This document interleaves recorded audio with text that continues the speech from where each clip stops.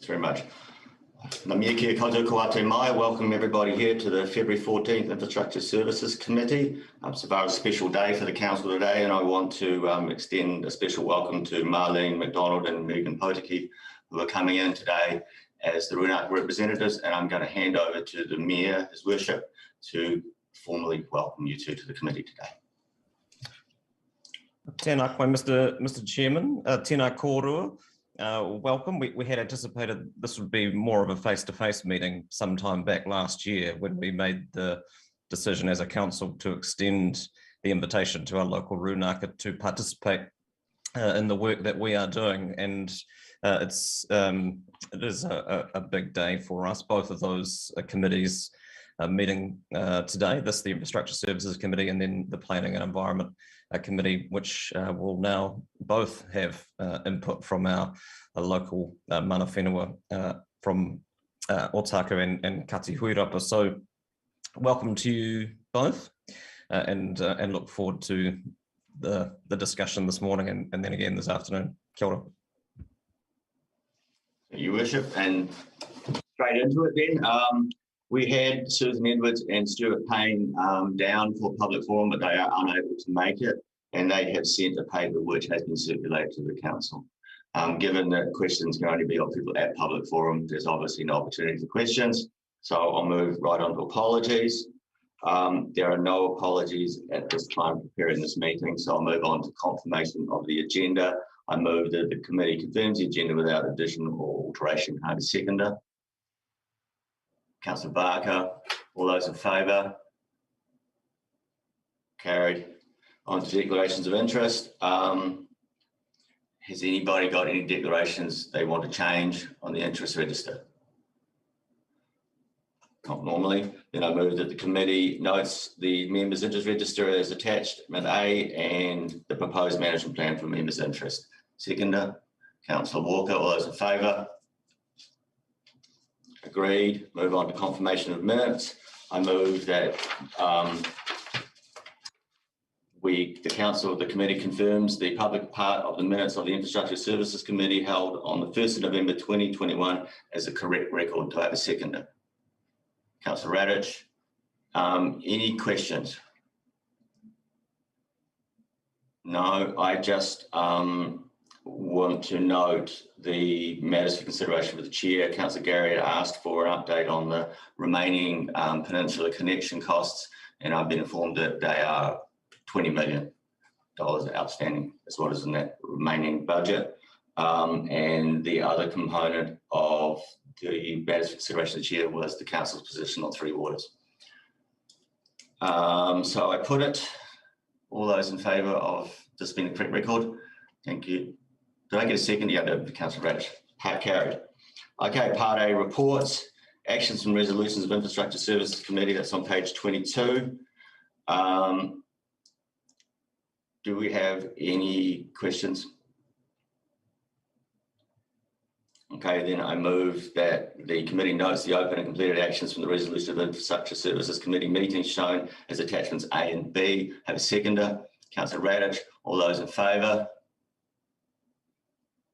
Against? Carried. Moving on then to item 7, Infrastructure Services Committee Forward Work Programme on page 29. Do I have any questions? Councillor Walker. Yeah, thank you, Mr. Chair, and welcome, Mrs. Poteke and Ms. McDonald. It's awesome to have your representation around this table. I have a question. It's on page 33. It's just around the item, the Shaping Future Dunedin Transport commentary. It mentions that construction is underway in 1 project and planning and business cases are underway in 4 projects. What is because we have 6 projects, which of those 6 is the one that, in essence, nothing's happening on? Can I assume is it the bike hubs? Correct. Bike hubs. I'm not sure. Can we take that question in the transport activity report, and Ms. Benson will be able to provide a more fulsome update? Yeah, I'm happy with that. I'll capture that. Any other questions? Okay, then that I move then that the committee notes the Infrastructure Services Committee forward work programme is shown as attachment A, second to Councillor Lord. All those in favour? Carried. Activity reports for the period ending 31st December 2021. First section. I'm not going to bother actually. Reserves and recreational facilities, Mr. Pickford and Mr. McLean. There they are. Do you, big screen, lots of little boxes in it. Do you wish to speak to the report or take it as read? Thanks, Mr. Chairman. We'll take the report as read. Cool. Do I have any questions? Councillor Elder.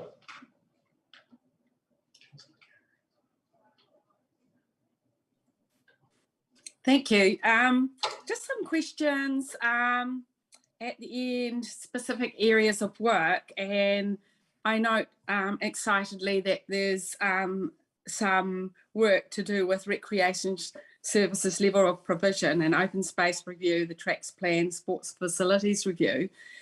And I was just wondering whether in light of our destination refresh, and in the light of many Australians and New Zealanders wanting to walk and bike, is there any conversation between economic development and in particular destination and the tracks and tracks plan and open spaces review?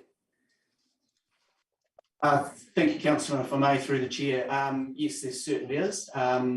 We're working closely with those internals, but also with our colleagues over in the Department of Conservation, just to make sure that our tracks plan works, coincides nicely beside the work they do with the provision of tracks. Okay, and I was just wondering what the timeline on these reviews is going to be. Thanks, Councillor. We're updating the forward work plan for all of our various reserve management plans and track plans at the moment, and that's to take into account the recent decision of Council to prioritise the Logan Park Reserve Management Plan. So we'll be bringing that forward to the Planning and Environment Committee shortly. And the other last thing I want to note is looking around Dunedin City, you can see that a lot of our playgrounds have been upgraded, not all, but it's getting there quite fast. And I was just wanting to know if you had anecdotal feedback from people just about the upgrades of those playgrounds. Thanks, Councillor, and again through the chair. Yeah, we have. We're really moving on with the implementation of the place-based plan. Feedback has by and large been really positive. One of the things that we heard throughout the consultation of the place-based plan was around the provision of basketball hoops and the opportunities to play basketball. So that's we've putting in 4 of those. Some of those are already in now. Yes. Feedback around those has been really positive. Thanks for all the work that your team's doing on that. Yeah, before I move to Councillor Gary, I just want to tell Councillor Wyler you're doing some impression of the Poseidon Adventure. Your screen's sideways from our perspective. There we go. Councillor Gary. Thank you, Mr. Chair. Welcome, Mrs. McDonald and Ms. Potiki. Great to have you with us today. Just a couple of questions. I wanted to know, Mr. McLean, around the Play Spaces Plan 2021, item 9. Do you think there's any confusion out there in the community, or what are we doing to ensure there isn't? Because of our recent conversations and debate about the destination playground, what I'm picking up is there's some confusion about whether or not we are upgrading the all of the playgrounds through this Play Spaces Plan 2021. Are we ensuring that our comms are very clear on that? Thanks, Councillor, and through the chair. Our communications at this stage are focused on the work that we've identified in our 1-year work plan in the Play Spaces Plan. So that's a work plan that will update every year. But I think as we bring the report through to the May council round, that'll become quite clear, and there'll be a lot of media interest in that, no doubt. Excellent. And secondly, the community rangers. I'm just wanting to check, I'm assuming there's quite a lot of work going on around wildlife given the sea lion breeding season. What feedback are you getting around that and the vehicles on beaches education, because it's such a pivotal role? Thanks, Councillor. So the bulk of their work this year, the Rangers' work, has been around that beaches, reserves and beaches bylaw, and visitor ambassador and how to interact around wildlife. We're finding as each season goes on, we're getting a greater awareness on the vehicles on beaches. We've still got some work to do. Tomahawk Beach is one of those places that we're considering our options at the moment. I was down there a couple of days ago, and there was a mum sea lion and her pup right at the entrance, the vehicle entranceway there. So really important work that the rangers are doing at the moment. Again, in conjunction with the Department of Conservation. Excellent. And my final question is around the levels of service with cemetery and crematorium services. What, and I'm not wishing to be, this is not a sarcastic or cynical question, but how how's the satisfaction, what is it based on? So through the chair, those questions are questions posed through the residents' opinion survey. What I can say, and they're repeated every year, obviously, as a data set. What I can say is the feedback we receive from members of the public throughout the year, and that's direct to staff through our customer services, is generally really good on the presentation of our cemeteries. So it's difficult for me to comment exactly on why the respondents through the residents' opinion survey indicated their satisfaction or otherwise at this stage. But generally, yes, I had the same question. But thank you, that's really helpful. Thank you, Mr. Chair. Any more questions? I just have basically just the one on reserve management plans. You've got Signal Hill in there. Can you just give us, I know that there are a number of plans you're working through, a large body of work, just a reminder to us of how many outstanding plans there are and when do you think that will be completed, roughly? Thank you, Mr. Chairman. I can't give you the exact number that we've got now, but again, we'll be updating that work plan, but I'm happy to circulate that information in the next few days, if you like. Thanks. I've got Councillor Barker, Councillor Radish, Councillor Vandervis indicating they want to ask questions. So Councillor Barker. Thank you, Chair. Kia ora, Ms. Portuguese and Ms. McDonald. It's lovely to have you here, and I hope you're enjoying the meeting so far. My question follows up from Councillor Gary's question about the wildlife ranges, and we've seen quite a bit of social media, unfortunately, about our beloved Tomahawk Beach. So I just want to see if the rangers are particularly focused on Tomahawk Beach. Thanks, Councillor, through the chair. That is one of the places we do visit quite regularly, but that's not our sole focus. We're obviously we've got a really big focus on freedom camping, so we are trying to get out to those sort of outer reserves where people may be camping. So that's still a really big focus, but certainly Tomahawk is a key place for the rangers to visit for that very reason. Thank you. Just following up on the freedom camping, because I don't think there's anything in the report about freedom camping. Have there been issues over summer? I haven't heard or seen of any, so I'm just wondering if it's still an issue. Thanks, Councillor. No, not really, and I think that's commensurate with the low number of campers that we're seeing. But we'll be getting the January freedom camping stats and results through shortly. So as usual, I'll circulate those to council and community boards. Thank you. My next question is around the Botanic Garden Plan, and that's come up a few times in the reports over the last couple of years. And I just wanted to know the status of that and what the timeline is, A, for consultation with the wider community, and B, for the plan to be finished. Hey, thanks, councillor. I can't give you a date from when the plan is going to be finished, but we're working with the staff now. We've collated a lot of feedback from that interim engagement with stakeholders. So we're now working with the senior staff at the garden to shape things up, and then we'll be coming back and seeking further wider public input into the plan. So I anticipate that will be before the year end, the calendar year. And is there, once the plan's finished, is there actually budget? I'm assuming that there might be some rather lovely plans going forward. So is there budget, or will that be something that will come through the budgetary meetings to make sure that the plan happens? Certainly, we'd need to see how the plan shaped up, and if there were budgetary implications, we would bring those back through the appropriate annual plan or long-term plan processes. Thank you. Councillor Radish. Yes, some time ago, the previous one of these committee meetings, I asked about public toilets. If the Google Maps could be upgraded with location of all the public toilets.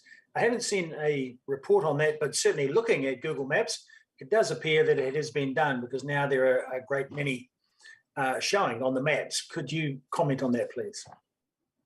Thanks, Councillor. And through the chair, I'll have to defer that to my colleague, Ms. Nielsen, in property. Property now manage toilets, so she may be able to provide some detail on that. Thank you. Councillor Van der Vis. The standout residents' satisfaction result that we have in all these pages on item 8 is a real dissatisfaction with parking, with residents' satisfaction only at 20%. It's been at 20% for some time now. What do staff intend to do about this standout lowest satisfaction rating, closely followed by the continuing very low and downward trend for road maintenance? So what do staff intend doing about the extremely low satisfaction of parking and road maintenance? Can we take that question, councillor, in the transport quarterly activity report? We're discussing the parks one at the moment, but Ms. Benson will be a better place to answer that question than Mr. McLean. I'll ask the question later then. Any more questions? Councillor Walker and his worship. I think my hand was up on the screen, but forgive me if I forgot. Yeah, I'm going to ask the third question on the community rangers, and it's nice to see concern for our native tonga species and the sea lion, New Zealand sea lion in particular. It's around again the reports online about some members of the public ignoring signs to keep dogs on leads while the pups are around. So, Mr. Scott, Mr. McLean, what powers do we have, if any, related to recidivist offenders? I mean, what can we do beyond education? Thanks, councillor, and through the chair. Specific dog control activities are best answered by our animal control services, but I know that where wildlife is concerned, the Department of Conservation has some legislation that they can use to enforce that. But I guess very limited. So I guess a follow-up question is, how closely do we work around this stuff without our bylaw with DOT? Very closely. So the rangers are partly funded by Department of Conservation, okay. So they're partners in the delivery of that. Okay, yeah, I probably asked the question. There's no real solution to it, but thank you. Your worship. Thank you, Mr. Chairman. Mr. McLean, just a question on the upgrade plant and pool upgrades at the St Clair saltwater pool that are mentioned here and under the community pools section 0.6. Is it anticipated with all the usual COVID-related construction caveats, that work would be done in time for the next summer season. Thanks, Your Worship. That is the intention. We're just working through the internal procurement checks and balances before we go to market. But we're aiming to optimise the off season. So the aim is to have it completed by the 30th of September, ready for a 1st of October season opening. Great, thank you. Any more questions? Is that Councillor Hurlane? Are you? Maybe Councillor Hurlane has a question. Thank you. Kia ora to Megan and Ms. Oh, whoops, she's whooped off. Where's Miss McDonald? Just wondering, Mr. McLean, with the dissatisfaction on the polls, there seems to be quite a lot of it this time. Is that normal, or does it seem lower than normal? It seems that there's quite a bit of. I'm just wondering why, if it's more than normal, the dissatisfaction levels for the recreational swimming, you know, for all our polls, and why do you think that is, if it is? Thank you, Councillor, and through the chair. We would put it down to COVID. We've had a lot of frustration at the various aquatic services being restricted, but other measures that we have to take to keep our community safe. So it's something that we hope will be resolved when things return to normal. Thank you. Any more questions? Before we move on to the next part of this item, I just want to acknowledge that I forgot to ask if Ms. Potiki or Ms. McDonald wanted to reply to the Mayor, and I very much apologise for that. If you do wish to, I think probably the best opportunity will be when you want to speak at some time in the meeting. And again, I really am sorry for having missed that protocol point. Moving on to waste management, Mr. Henderson and Mr. Drew.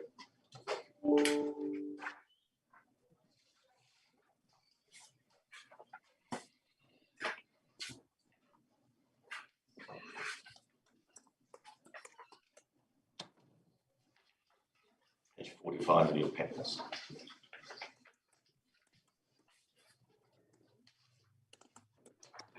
Mr. Henderson, do you want to say anything, or we can take it as read? I just would like to mention apology for a slight editing error. The last two paragraphs of the report are basically a duplicate of each other. Paragraphs 20 and 21 pretty much a duplicate. I'm not entirely sure what happened there. Cool. Thank you. Questions? Councillor Barker. Thank you, Chair. I have a question around paragraph 17 around plasterboard recycling. In May 2021, the grant subcommittee granted just over $24,000 to McEwen Haulage for a project around $171,000 to recycle plasterboard, and they said they were going to take out 700 tonnes, I think it was, of plasterboard. The money was for a front-end loader so that they could recycle plasterboard and take it to Christchurch. And I'm really curious, is council duplicating what McEwen's Haulage is doing, and have they been in contact with them? Because it would seem odd that the council was doing a project, whereas we'd actually granted money to someone else to do a project. Can you tell me a little bit more about the project and whether it's working with McEwen Haulage? Yeah, thank you, Councillor. Through the chair, your last statement, Councillor, is exactly right. Now that McEwen Haulage have set up some plasterboard recycling, we're now setting up a collection point, which will take advantage of the service they're offering. So I just can't understand, because they said they were going to set up a collection point and they were going to work with all of the commercial waste people, or all the builders, etc. So if they're doing that, how much of the plasterboard is being recycled already? Have you got figures? Have they done a report back to council? No, we haven't had the first report back as yet. We did have the first report back, and they hadn't been set up at that point due to COVID restrictions. But now that that's actually underway, so we are basically putting a domestic collection point for smaller volumes, domestic only, at Green Island, whereas McEwen was also putting that service out to commercial operators in the city. Okay, because they're obviously a very central point rather than a point out at Green Island. So will the Green Island stuff that says here it's going to be shipped to Christchurch, so will the Green Island stuff go to McEwen Haulage, then go to Christchurch? Correct, yes. Yep. Okay, thank you. Councillor Lord. Thank you, Worship. Sorry. You're welcome. Thank you, Councillor Abelli. Look, I had a question on the page 47, the amount of municipal waste per person, and there's a graph there that, you know, if we look at the next 6 months and double it, we might be at 410. We've dropped from 670 in 1819. Can you tell me, is this just a reduction in what's going to our landfill, or is it a genuine drop in the city's overall waste? The only figures we have to report on is basically the waste that's taken into Green Island landfill, Councillor, and obviously population stats. We don't have data from all sources, from commercial operators, etc. So that figure pretty much represents the domestic waste and the collections, etc., and any waste taken into the Green Island transfer station and landfill. So does that mean the stuff that was coming to us, which now I think it was Waste Management used to have a contract, or not Waste Management, one of the companies used to bring stuff to us and then they stopped bringing it to us, and that reduced, there was quite a reduction in revenue, I think 2 years ago. So what we actually know is that a certain amount of that waste is now going to either another operator within the city or getting shipped outside the city. So that could be a bit misleading to suggest that there's actually been any drop in household waste at all. Yeah, we don't have figures or any way of getting the figures for the private operators and where that waste is going, if it's not going to Green Island.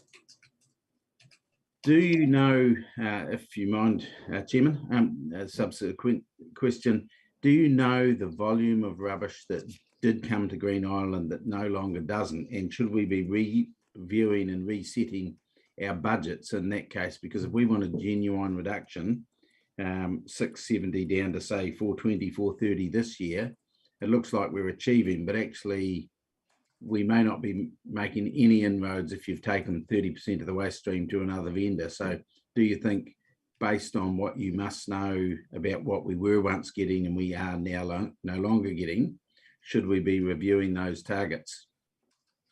At the moment, we have no mechanism to understand or to get the figures for the amount of waste that's going to other areas. However, obviously, the Waste Futures program and bringing in alternative and more resource recovery facilities, we're hoping to be able to, obviously via that, divert a lot more waste from landfill through that program.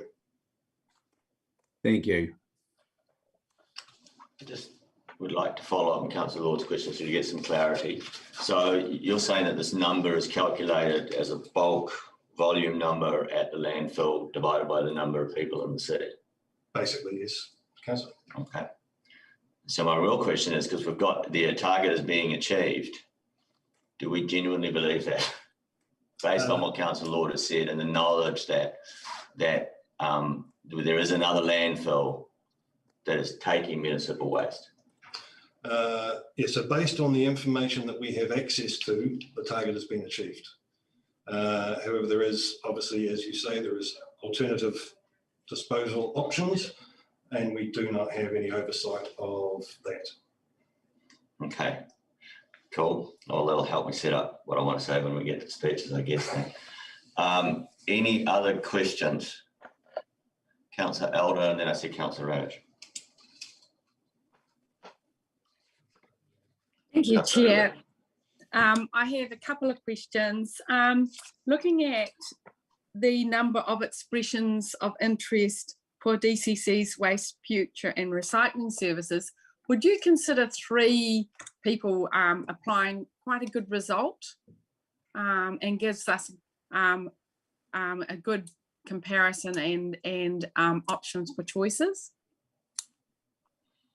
Thank you, Councillor. Just confirming the tender responses for the waste for curbside and resource recovery. Well, yes, that was a fully open tender on the government electronic tender service, and we had 3 responses to that. So that was a fully open process. Obviously more would have been better, but we received 3. So that's the 3 that were prepared to put their hand up for this contract. My other question is, there are a lot of different recycling efforts out there at the moment, and we note the jib board recycling, which is fantastic. And I know that not only does Mitre 10 take back polystyrene, but also they've just added the plastic plant bottles, which really annoyed me. I've got plenty of them to give to them. So there's a lot of different things coming on stream. Do we have a page that says you can send this here and this there?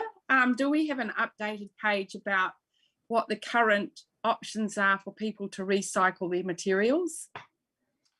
Yeah, we do have as part of our website for the service, rubbish and recycling services, we do have a page that talks about that. It's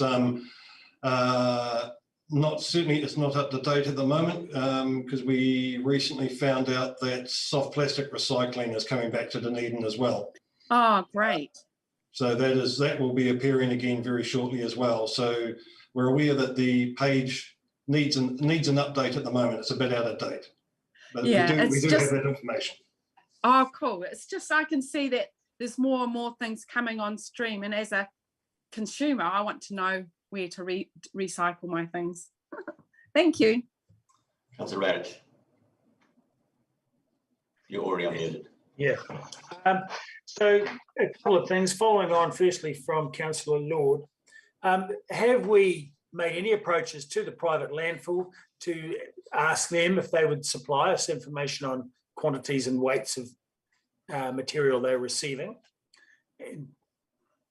Yes, so the last significant effort we actually made was when we were trying to do the waste assessment that informed the Waste Management Plan 2020. And because we don't have any mechanism to actually make them do it, for want of a better word, commercial sensitivity means they do not want to share that information.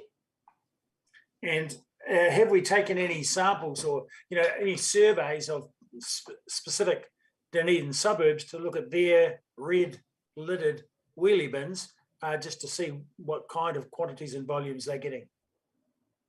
We've only done a curbside count of basically how many households are putting out black bags versus having private bins. We certainly haven't touched private bins to see what was in them or how much they weighed. No. Sure. And what is the percentage then if we've got a curbside count? If we've got a numerical count, how does that look? I'd need to remember the exact figure, but that goes back to where we're saying our market share was in the region of about 19%. So I need to double check that figure, but we did easily see that the majority of households have a private wheelie bin. Wow, 19% for us. So to round it up to 20, so 80% of household waste is going to the private landfill. Is that what you're saying? No. So domestic, Green Island is the only landfill in our territory that can accept domestic waste, as in patriciable waste from households.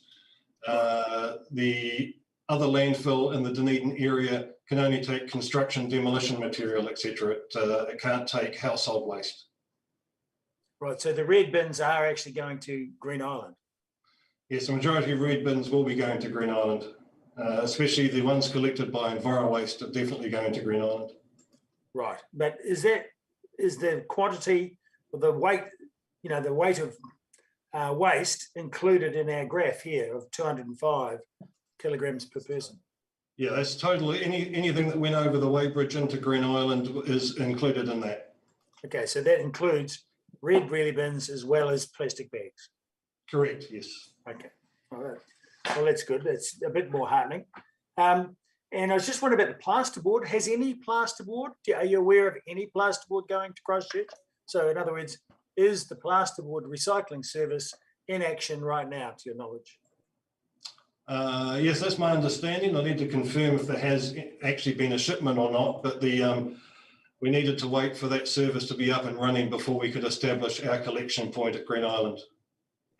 Right. And lastly, there's a fairly minimal increase on page 49, the amount of diversion of recyclable or reusable materials. It's a little bit of an increase, but certainly not much.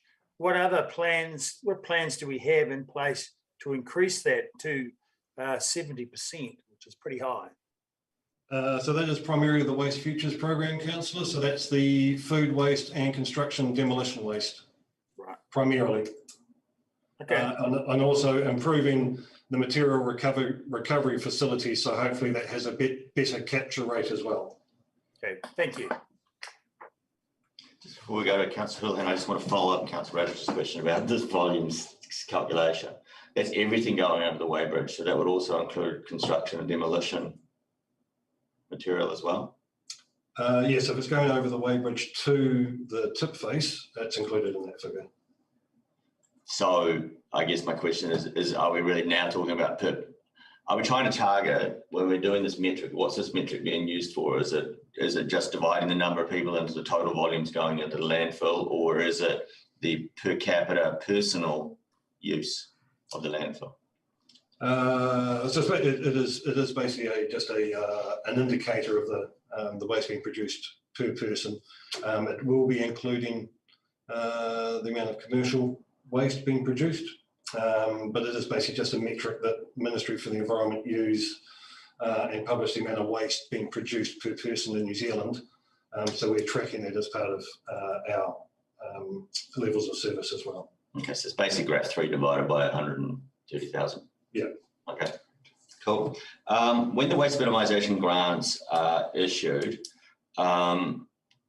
I assume that they are issued with a relationship to the waste minimisation management plan. Yes, correct. They have to meet one of the objectives of the plan. Yeah. And they are reported in that committee.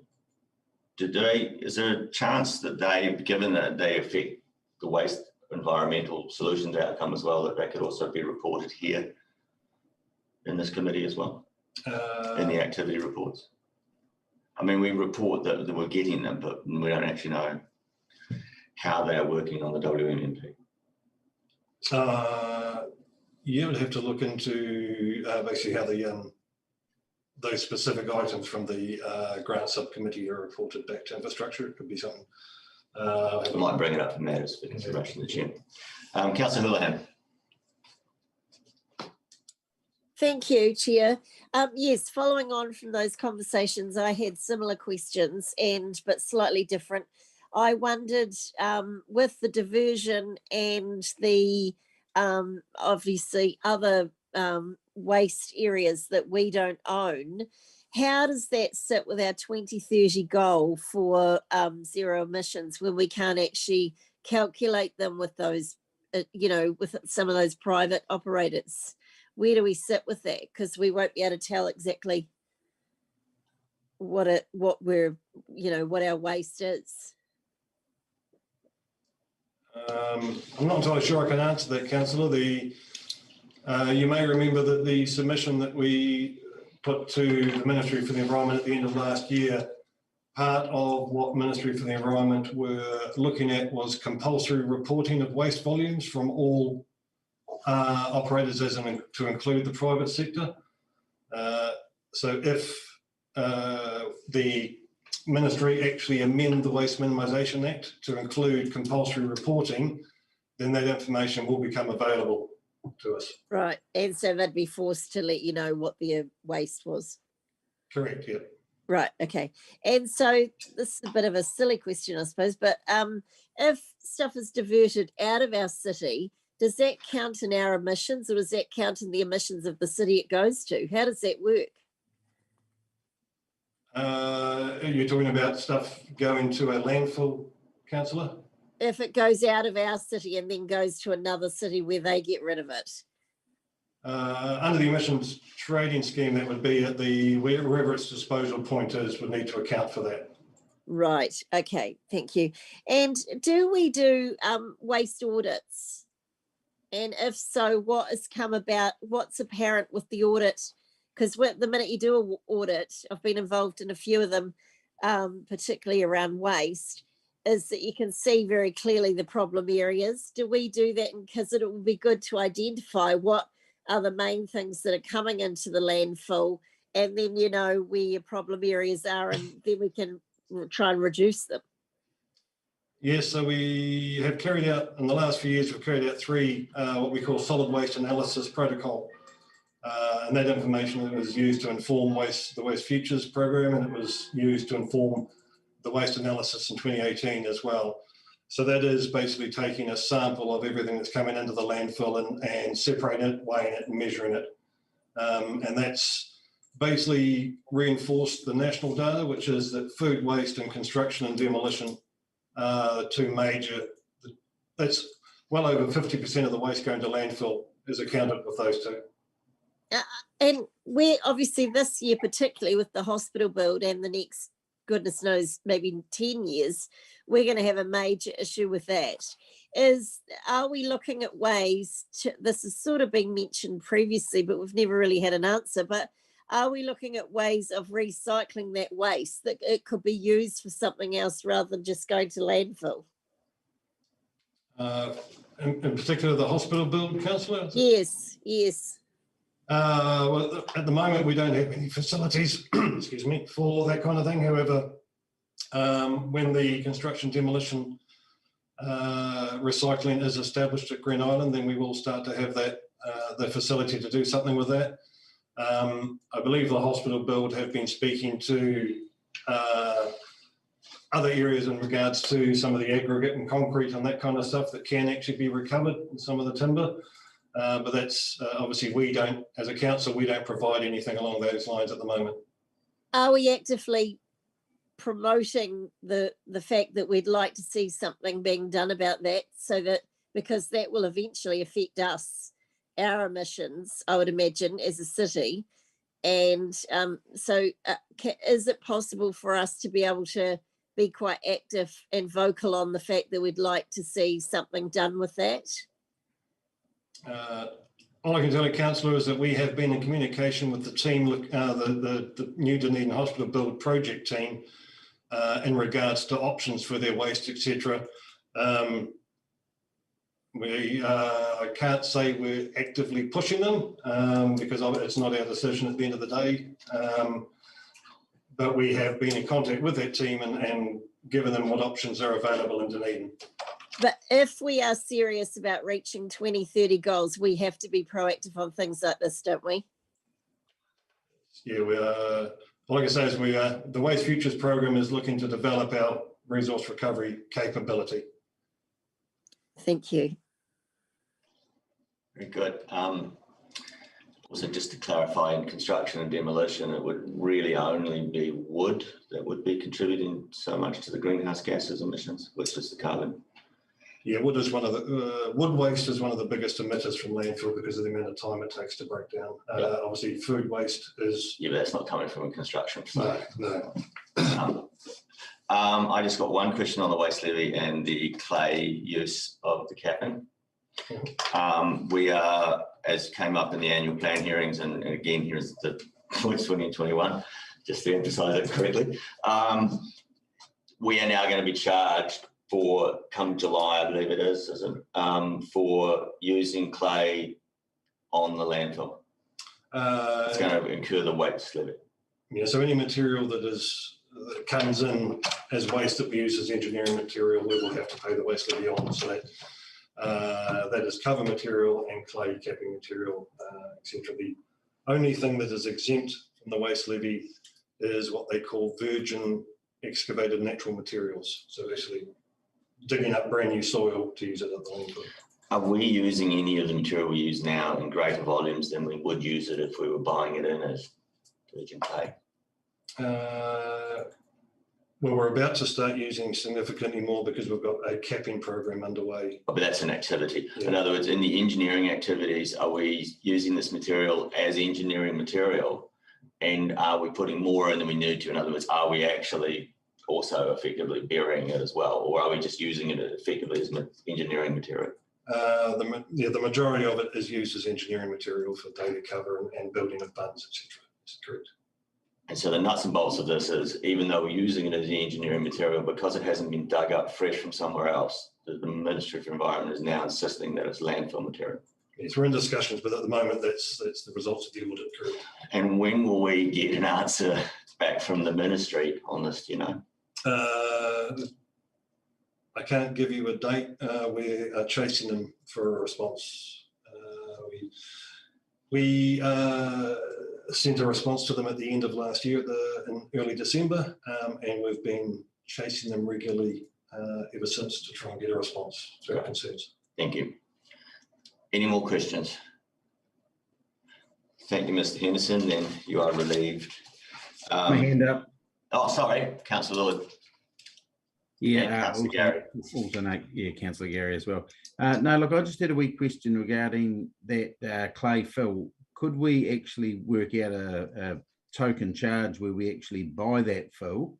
Because my concern is if we increase the rate 700%, which was what was proposed in the annual plan, we just won't get it. People will find other ways to get it, and then we will actually end up purchasing it, or we will be buying some other material which will cost us considerably more. So could we look at, or would that be an option to put in a minimal cost where we're actually buying it, even if it was a token low figure, that would mean that it wasn't waste and it was something we were purchasing and storing in advance? Would that make sense? It's an option we're exploring, Councillor, to make sure that wouldn't open up any other further problems for us. It's an option we're exploring to see if that would be legal. Thank you. It would seem it was a common sense, so maybe it won't work just because it's such a good idea, but never mind. All ideas are relatively good. Councillor Gary. Thank you, Mr. Chair. Mr. Henderson, how have the staff promoted the use of the buy nothing phenomena at a community level in terms of domestic recycling of construction materials? I've certainly seen it work at a local level, and I wonder, we've got several sites within communities in Dunedin. Are staff doing any work in that space at all to encourage communities or inform them about that option? I'd have to double check with my West Minimisation supervisor, sorry, Councillor. I can't tell you off the top of my head of any work going on in that area. Okay, because we have at least one staff member who's an administrator of one of those sites. And my second question is around education. And forgive me if I missed this in your conversation, your discussion around or answer around construction, but in our strategy and our policy and in the detail of that, is there any plan to work with the construction industry on the ground at grassroots level with builders, etc., because we have a huge job to change the culture there around just simply chucking things in a skip, and that's going to be over a long period of time. What work is planned or are we doing in that area? So at the moment, we're doing not a lot in that area because Dunedin is severely lacking in any options for builders to do anything apart from throw stuff in the skip. So that we're intending, obviously, as soon as we start establishing alternative resource recovery options, that we will obviously then start promoting them to the industry to be able to utilise those services. Thank you for that answer. I guess my question was around the time frame, because I wonder about the time it's going to take to change the culture, and it won't happen overnight. So is that part of your thinking? Yes, it is. I don't. You may remember that once again, that submission at the end of last year to the Ministry for the Environment. There was a section in there on trying to include resource recovery, etc., and apprenticeships and that kind of thing as part of the building training to try and actually get that into the industry so that it becomes more knowledgeable, rather than rather than relying on individual educations and trying to convince each person to actually take advantage of those services, it was actually trying to get it into the training for apprentices, etc. Brilliant. I'm sorry, I had forgotten that. So that's a good reminder. And presumably you work with organisations as well, various building organisations. Thank you for your answer, Mr. Henderson. Any more questions? Councillor Barker. I guess my first question is, can you see the hands going up on the, because we're either waving or sticking their hand symbol up? And I'm not seeing the hand symbol at all. Okay, that's good for people to know so they can put their physical hands up. My question is following up from Councillor Gary's questions around education. I note in the Waste Minimisation Plan 2020 is that one of the measures was number of businesses involved in a business education program around circular economy is increasing, and then it talks about that being reported annually. And I just wonder how that is happening. It's obviously in the waste minimisation plan. It's supposed to be happening. So how is that happening, and when can we expect to see some measures from that? There's been no progress on that so far, Councillor. Thank you. My other question is around the sustainable living and composting made easy workshops, and it says in the waste minimisation plan again about the number of participants is increasing, and I understand it's COVID, but it would be, have you got any numbers on that? Because it would be quite useful. It says here that it doesn't say anything about the number. Oh, it says a number have been held, but a number doesn't tell us how many have been held, how many people have come along, and what their satisfaction and whether anything changed because of the workshops. So I wonder if you have those numbers available, and could we see them? I'll look at that, Councillor. What I can tell you is that we're about to look at going to market for online options for those kind of education programs. Obviously, with COVID restrictions, it's been hard to actually hold those kind of workshops, and even harder to find people to host them that are actually fully vaccinated. So we have been struggling to deliver the education program lately. It's been a massive struggle for us to actually deliver the education program. I hope the one provider that I know that I believe is fully vaccinated and watching this might be interested in hearing that. Thank you. Any more questions? Okay, I think it's safe to say that you've finished now then. Thank you.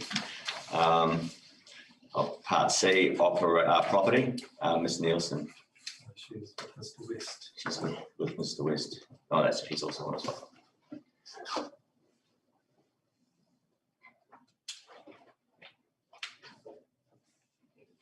Mr. West.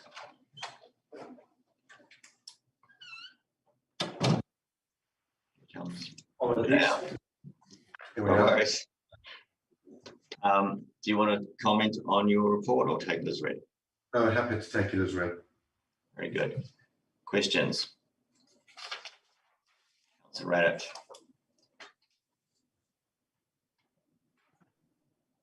Yes, further to my introduction to the topic earlier, just wondering about the public toilet facilities.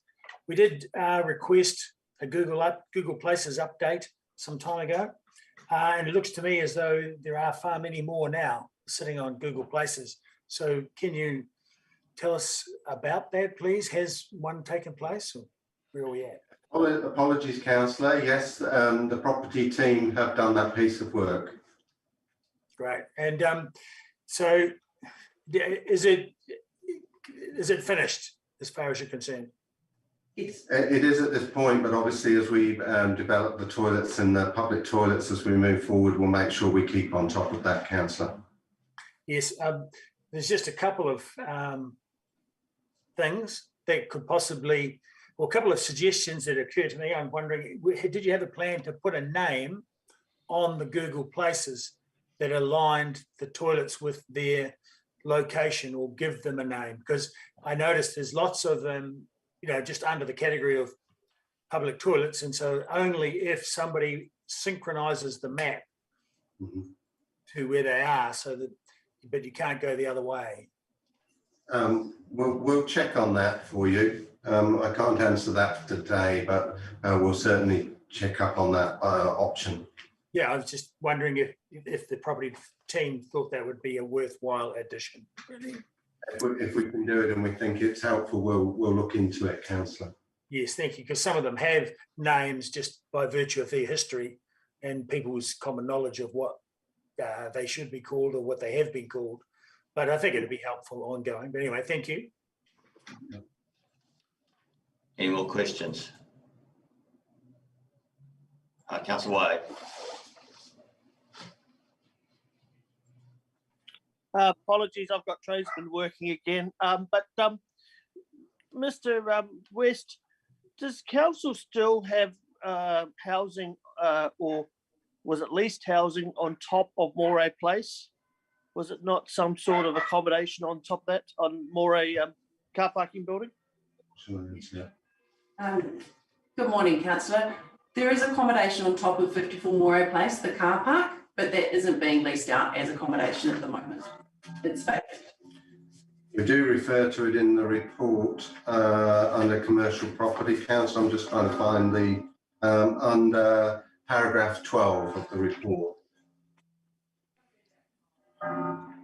Okay.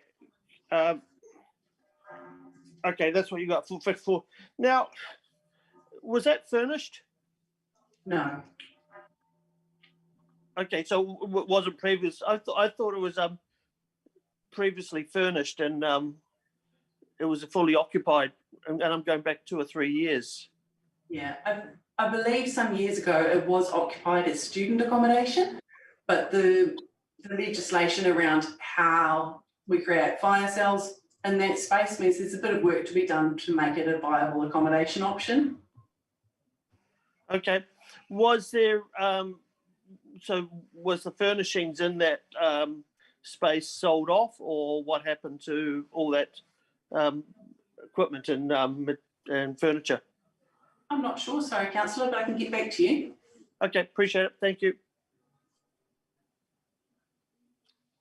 Councillor Gary. Thank you, Mr. Chair. On page 57, it mentions, and in other places on page 56, the new boilers. Can you just remind me what the fuel is that's being used for those new boilers? Oh, right, councillor, which buildings? Item 28, minor pool is mentioned, and item 25, that's also a minor pool. Yeah. So the recommendation at the moment is to put in additional heat pumps, and apologies, I'm not an engineer, councillor, to reduce. So it's not to change the heat system. So it would still run on LPG in the first phase of that project. It would just reduce the level of LPG used because we'd be recycling the heat. I think there is a proposal which hasn't been finalised yet to then look at the heating source as a secondary piece of work. Thank you for clarifying that. And my second question is a more general question with nothing in particular in mind, but I wonder what is expected when we have contractors that we employ. So let's say this is in the property area. What is expected of them once they have a contract with us in terms of how they represent council in their public comments?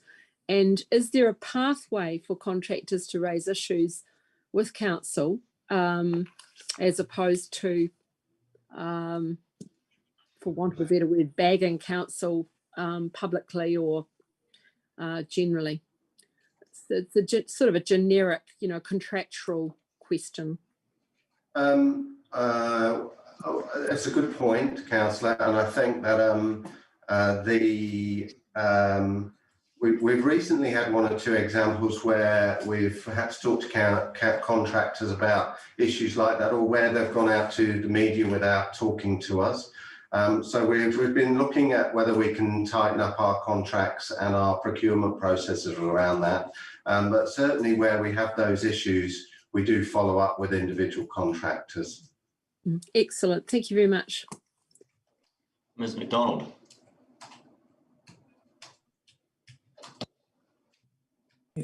Hi. Hi. I've got a question regarding the public toilets being on the Google Maps that you mentioned before. And I'm wondering about, is it also on the Google Maps information about the toilets in the public arena as opposed to being public toilets, the ones that are dedicated to bus drivers, and they appear at the end of sort of runs like at, say, Halfway Bush and Brockville and where else? Balaclava, Pine Hill, and these toilets are buildings actually maintained by the DCC, I understand. And so it would be helpful for, I'm wondering if these toilets actually appear on this Google Maps of public toilets that you mentioned, Mr. West. If I understand you correctly, the toilets that are being used by the bus drivers that are at end of routes, they still sit within our usual public toilets portfolio, if you like. So they're all included on Google Maps, but they won't say anything specific about bus driver toilets, if that makes sense. Dedicated. They're not dedicated bus driver only toilets. No, but I think that we can check. We can check whether they're appearing on that Google map for sure. Yeah, thank you. Yeah. Councillor Lord. Thank you, Chair. Ms. Nielsen, I just had a situation that I got in touch with you last week. There was a resident, or the week before, sorry, a resident that had a problem in a council flat with water cylinder overheating and that. I was really impressed with how quickly council dealt with it and the pragmatic approach they took to pay a electricity bill that really wasn't their bill, but it was due to a fault on one of their cylinders. And I'm just wondering, is that normal standard practice that we would treat those cases the same as that? Thank you firstly for your comments and compliments, but it's a case-by-case basis, and we really did find in that case that the costs were due to our equipment and that equipment's failure, so we felt like that was a good choice. Thank you very much. Yeah, I agree, and I would have done the same if it had been my flat, but I know just the speed of it really made a difference for that person, so thank you. Oh, it was really important that we dealt with that quickly. It was having an impact on the tenant. Any more questions? I just have one around points 26 to 28, which is the LPG and diesel section. Standing energy has been identified in the carbon neutral 2030 targets as a major source of greenhouse gases.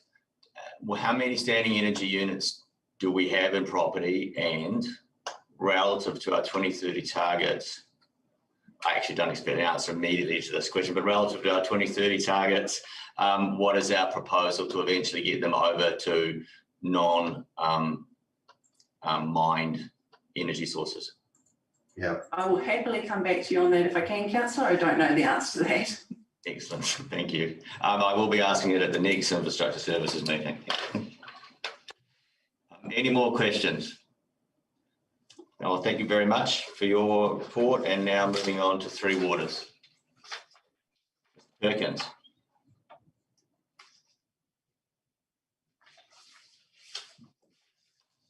Not here.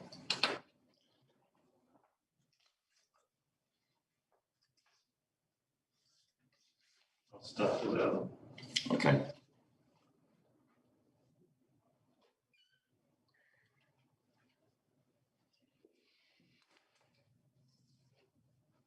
Hopefully he'll join us in time. I'll start. I'm sure Mr. Drew can do that. Yeah, so any questions for Mr. Drew before Mr. Perkins gets here?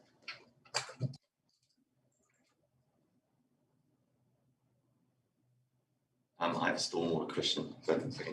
Oh, Councillor Barker, do you have a question? Yes, thank you. I just want to ask about paragraph 23 on page 72 on the stimulus funding, and it just talks about that 69% of the total funding program of work has been completed, and I just would like my memory refreshed on what exactly that work is. Oh, comprises of a number of different packages of work. So there is from memory, there is some dam safety work. So having a look at all of our various dams around the city and what we need to do to upgrade them, and some upgrade works. Legislation requirements for under the get sold There is also some physical pipe renewal jobs. There is some water safety planning work. Can you recall any others? Just general free water stuff that we've got. I missed the very start of the question. Yeah, thank you. We'd had our budgetary stuff come through finance and CCOs last week, and some of it was around the stimulus funding, and I guess I wanted to understand a little bit more about whether that's added a lot of pressure onto the work program, sort of whether it was business as usual or whether it had added pressure onto our already busy Three Waters program. Yes, it's certainly added some additional pressure, but we've been able to use some of the stimulus funding to bring in some external support to help us deliver that work. So it is also funding some secondment resource and some fixed term resource in the team. Oh, that's great news. I did want to just check that it wasn't creating more pain, I guess, in Three Waters. Thank you. Any other questions? Councillor Walker, and I see Councillor Gary and Councillor Radich. Thank you, Mr. Chair. You obviously can't see the raised hands, but I can't. Anyway, and welcome, Mr. Perkins, into your temporary position there. My question also is around the stimulus funding and the 15.84 million and the 69%. In terms of that funding, are we required to spend it all? And if not, is any remaining surplus, is that sent back? I mean, what's our obligations under that funding? To answer your first question, we try to spend as much as we can with the available resources that we have, and what isn't spent will go back to the government. So we won't be able to keep that as a leftover money, for a better word. Cool. Yeah, nothing better than leftover money. Also around point 7, which is the pipeline renewals, and specifically for me out this area, the work going on in Sawyers Bay and Carey's Bay, and I know Carey's Bay has been an ongoing problem. Has that work been required because of the age of pipes, or is it the growth in the area, or is it a combination of both? I'm just quite interested to know. It's actually from the growth hasn't been an issue as such. It's the age of the infrastructure, and as you've alluded to, the amount of burst mains that have been in, we'll say, on Canterbury Road outside the Carey's Bay hotel area. That's certainly the predominant driver. Great, thank you. Councillor Gary. Oh, thank you, Mr. Chair. 3 questions. The first one is that I don't see Warrington featuring anywhere in here, and I know, and Councillor Benson Pope may be able to assist in this, but through a consent that was done last year, the issues around Three Waters at Warrington were certainly very relevant and important. Any detail on timing of that? Those upgrades? It's the upgrade of the wastewater treatment plant at Warrington. I haven't got any information as to the specifics around what or when the upgrade will be. My understanding is that we've got issues with the ability to be able to remove nitrates and other pieces of the treatment plant. So I haven't got an update as to when we'll be doing work on that. Okay, thank you. Second one is page 65, item 14, around the fat build-up. Do we do any education in the general community around that issue? Not that I'm aware of. It's something that when you say fat, there's a lot of it's a colloquial term used for a build-up of material. So it's soap scum. It's right. Yeah, it's just a colloquial term. There will be fat and or oils come from domestic use, but it's a build-up of all those types of material, colloquially called fat build-up. Okay, I guess I had visions of fat burger. And finally, and importantly, and around the stormwater matters. The public-private stormwater project that we have in our work program, where does the list sit at the moment? And are we going to be able to achieve it all by July 2024 in your view? And it might be that Mr. Drew may need to answer this. Thank you, Councillor. No, it's unlikely we'll be able to achieve it. So the program has tended to get larger, not smaller over time. And currently there are 2 reasonably large jobs on that are at the top of the priority list. The first one is in Motu Street, and construction works are underway. And the second significant one is here in the city in Bath Street.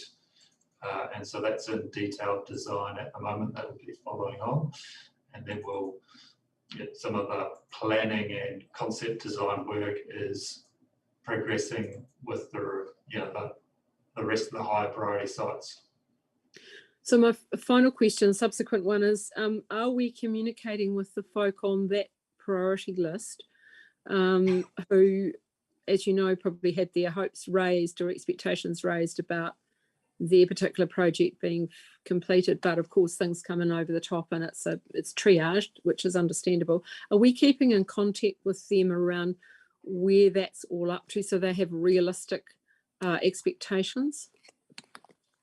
I'll have to check on that, Council. I don't know off the top of my head. Normally we've done our updates just after annual planning time, so it's been more of a yearly update, but I'll double check and get back to you.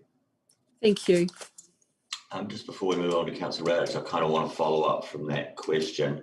The program we have right now is a specific program of specific identified issues. I think anybody who is aware of the history of the amount of private stormwater systems in the city would probably be fairly confident in saying that that number could go up quite significantly over the years. Is that correct? That would be something we can assume. And then the next question is, to what extent are we fully cognizant of the exact overlap of the 2 systems? How well mapped is the private section of our stormwater system? The infrastructure that we're aware of is currently mapped. Yep. And has identified as public or private, but we don't know what we don't know. And the general rule of thumb, if we were looking at the older metropolitan area of the city, what percentage of our stormwater system is currently private? I've been advised it's about 50-50. About half, isn't it? Yeah. So that, and at the moment we are relying entirely on the property owners to maintain that system, are we not? That's correct. Cool. So, big order question. When are we going to establish a policy on how we're going to deal with this? So there's a piece of work in place, and the policy team are progressing it. It's just it's a busy time in Three Waters of Reform, and it's hard to progress that one with urgency at the moment. Yes. Well, if it is not progressive urgency and the government goes through with the reforms and the new water entity forms in Christchurch, I mean, somewhere in the South Island, if that work is not completed, what will the implications be? Yeah, it'd be our expectation that we'd be able to complete that work, and the Seas Cover report referenced a report to Council in May about additional capacity in the Three Waters team to progress some of this important work. When we know how the further stimulus funding for Three Waters and how debt transfer might occur should Three Waters reform occur. Okay, because I presume will have to be done, otherwise it's still a private asset and therefore it wouldn't transfer over. Thank you. Councillor Radich. Yes, thank you. I'm just reading page 59. The water supply. We've got the performance target is that 70% is satisfied, and we're pretty close to that. I'm just curious, do we do any comparison or reconciliation of the survey across, this is from the Residents' Opinion Survey, do we do any reconciliation of the areas in which the dissatisfied people live? So what I'm getting at is, to me, the water supply across Dunedin is generally very good, but there are certain areas where it is not so good due to water coming from different reservoirs or from different supplies. And so my question is, does that, we've got a 30% dissatisfaction, but is that dissatisfaction reconciled to the areas in which they live so that you are able to say, or anyone is able to say, well, there is dissatisfaction in, Murray Hill, but the rest of the city is fine, for example? Okay, to answer that question, I'm not aware of any data that's been put across my table as to where these, we'll say the low survey results have come. A lot of it is internal knowledge of the system. We identify areas that have got low pressures. So to answer your question, no, there is no reconciliation on where they are and what we can do to alleviate those problems. What I think Ms. Beaker is saying is we don't do it through the ROS survey. The team get feedback from CSA, they know where the bursts are, they know where the low pressure zones are. And so through their operational expertise, they know, and that helps inform where we do the renewals as well. So all of that data feeds through into setting areas for pipe replacements, renewals, but we don't fact check it against the ROS. Yes. Okay, so that makes sense. The ROS is just a general overview, whereas the incoming complaints system helps you pinpoint where the problems are. Correct, and I don't think the ROS goes to the level of detail where people live. No, but naturally your specific complaints coming into CSA will obviously say what they are. Correct. That's great, thank you. I'm just concerned, page 65, we've got zero overflows, sewage and sewage, but there is, some overflows. But when we go to the complaints about the sewage system on page 69, graph 12, that is looking a little bit more alarming. I presume graph 9 is the overall annual data, which shows we're behind, but we've still got a couple of quarters to go. But the year-to-date complaints show that it is quite high. So it does seem strange that we've got a sudden increase in the number of faults in the sewage system. Do you have any attribution for that? From the information I've got, we've had we'll say a high number of blockages due to root intrusion. So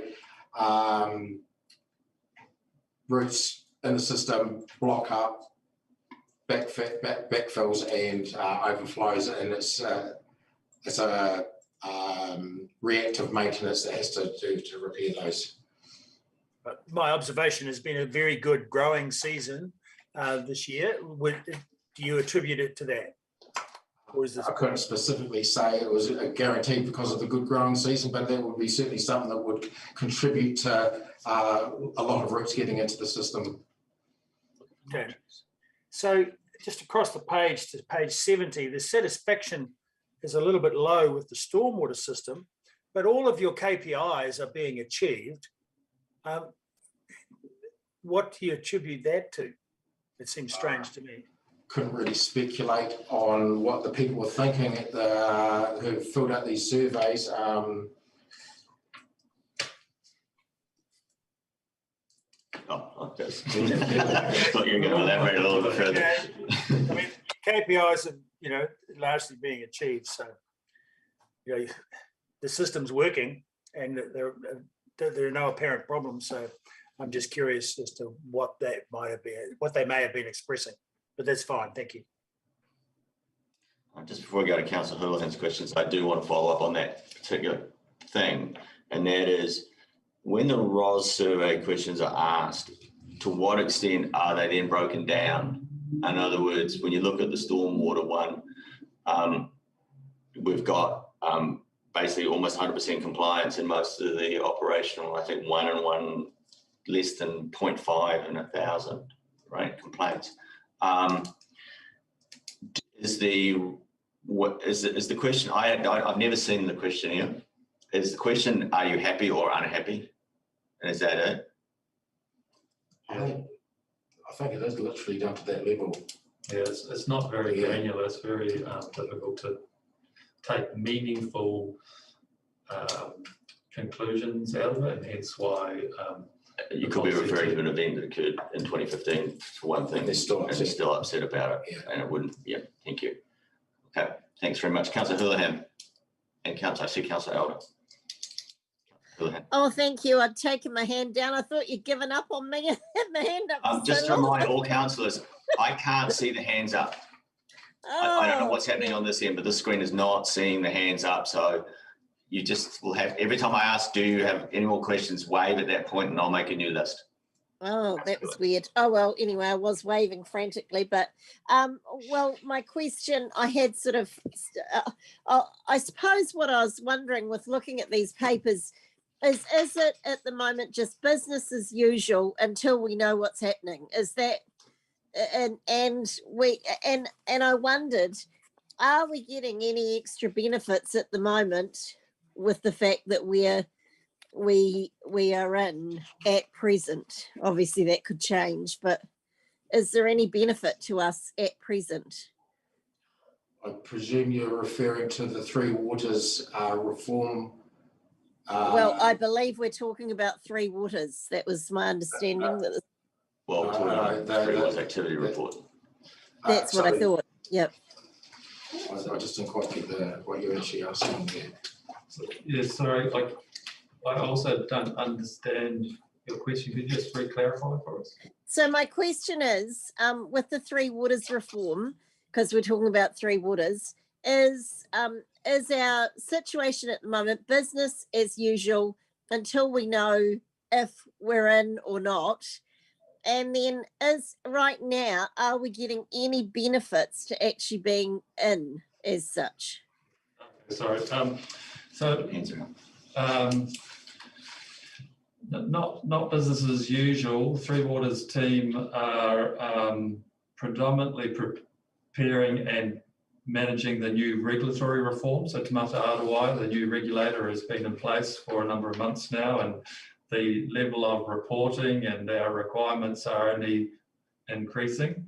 So that's been a particular focus for the team recently, as is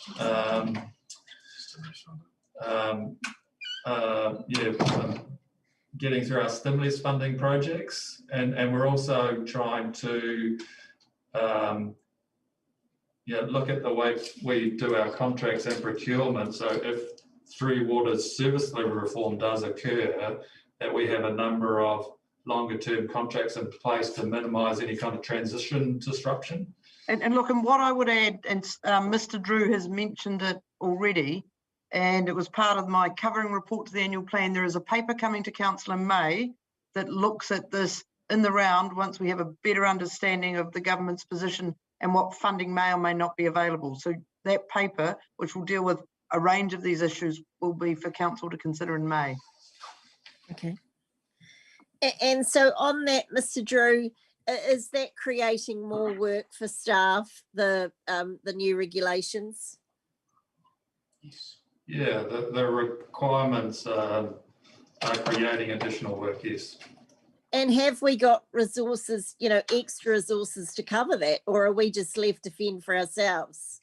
Or is that what's coming in May? Yeah, that's what's coming in May, Councillor. So we have to wait till May, and in the interim, staff have got increased levels of work. Is that fair to say? No, that's not fair to say. What we're doing is managing workload. You'll have seen from the Finance and CCO Committee that our capital delivery program is ahead of schedule, and we have spending and delivering more in that space than we ever had before. So we've got good systems and processes, and the staff are doing the planning work to present to council to show what options will exist for how we then want to deal with whatever water reform looks like. And so that paper will come in May. In the meantime, staff are busy, but we are managing workloads. Right, but it's busier than normal. I was wondering if we had any No, help with that, but none. No. Mr. Drew said we'd use, or might have been Mr. Perkins, that we'd used some of the stimulus money to bring in additional support. So we have done that, and that's been reported. And a more broader package of work will come to council for consideration once we know what, if anything, government will fund and what the direction might be that they're intending to take in the water reform space. Okay, thank you. But we wouldn't be taking on that extra work. It'd be the new entity, wouldn't it? Paper will come in May. The paper will come in May when we have a little bit more information from central government, and then council will have some options about what it then wants to do. But until we present that paper, I think there's probably not much more that we can usefully add. Okay, thank you. I just want to ask a question to clarify what we are looking at in Three Waters reform. And in the current, we're in the first phase of it, are we not? Which is the establishment of Tamata Arawai and the effectively bedding in of the new regulation sets that are coming, which will have a higher compliance burden on all water providers. So therefore, it will have a direct impact on the operational costs of all water providers. Is that correct? Regardless of what happens with the formation of the entities. Correct. Correct. Thank you. Councillor Elder. Thank you, Chair. I've got 3 questions. The first one being the total number of water mains breaks and the continuing downward trend, which is really highly commendable. And I was just wondering, anecdotally, what is contributing to that? That would be targeted water main renewals. Targeted water main renewals. Okay, that's a great result. The other question I have is when we're putting new infrastructure in and looking at planning ahead for the city's growing, and I was just wondering what the infrastructure for growth plan was with existing renewals as well as future. Certainly something that we're considering. There've been lots of talks about how we're going to facilitate growth in Dunedin. Exact designs and whatnot, how we're going to go about that hasn't been worked out yet, but it's certainly foremost on our minds. So is there kind of a timeline around that, or what's the plan?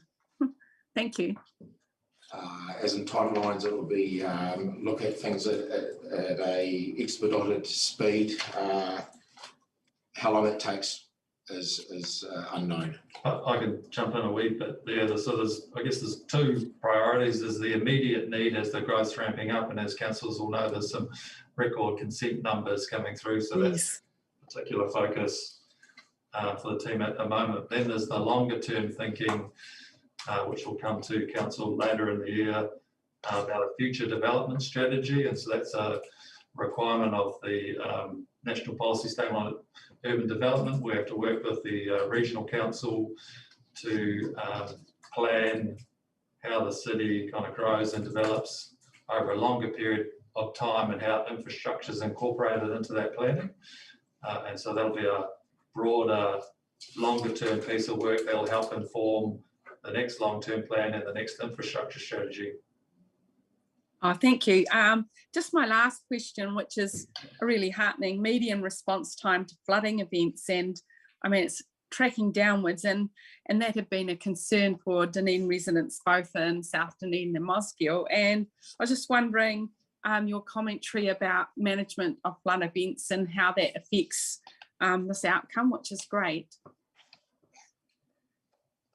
That would be probably the simplest answer to why things are trending down is our contractor has resourced up and basically people on the ground being able to get out and do work, and processes being probably streamlined a bit better on how they respond to events. Oh, thanks for all that work. Thank you. I can see your hands now, by the way. We've finally fixed that technical problem. I see no more hands up. So is that no more questions? Thank you, Mr. Perkins. Now the transport and Ms. Benson in the group.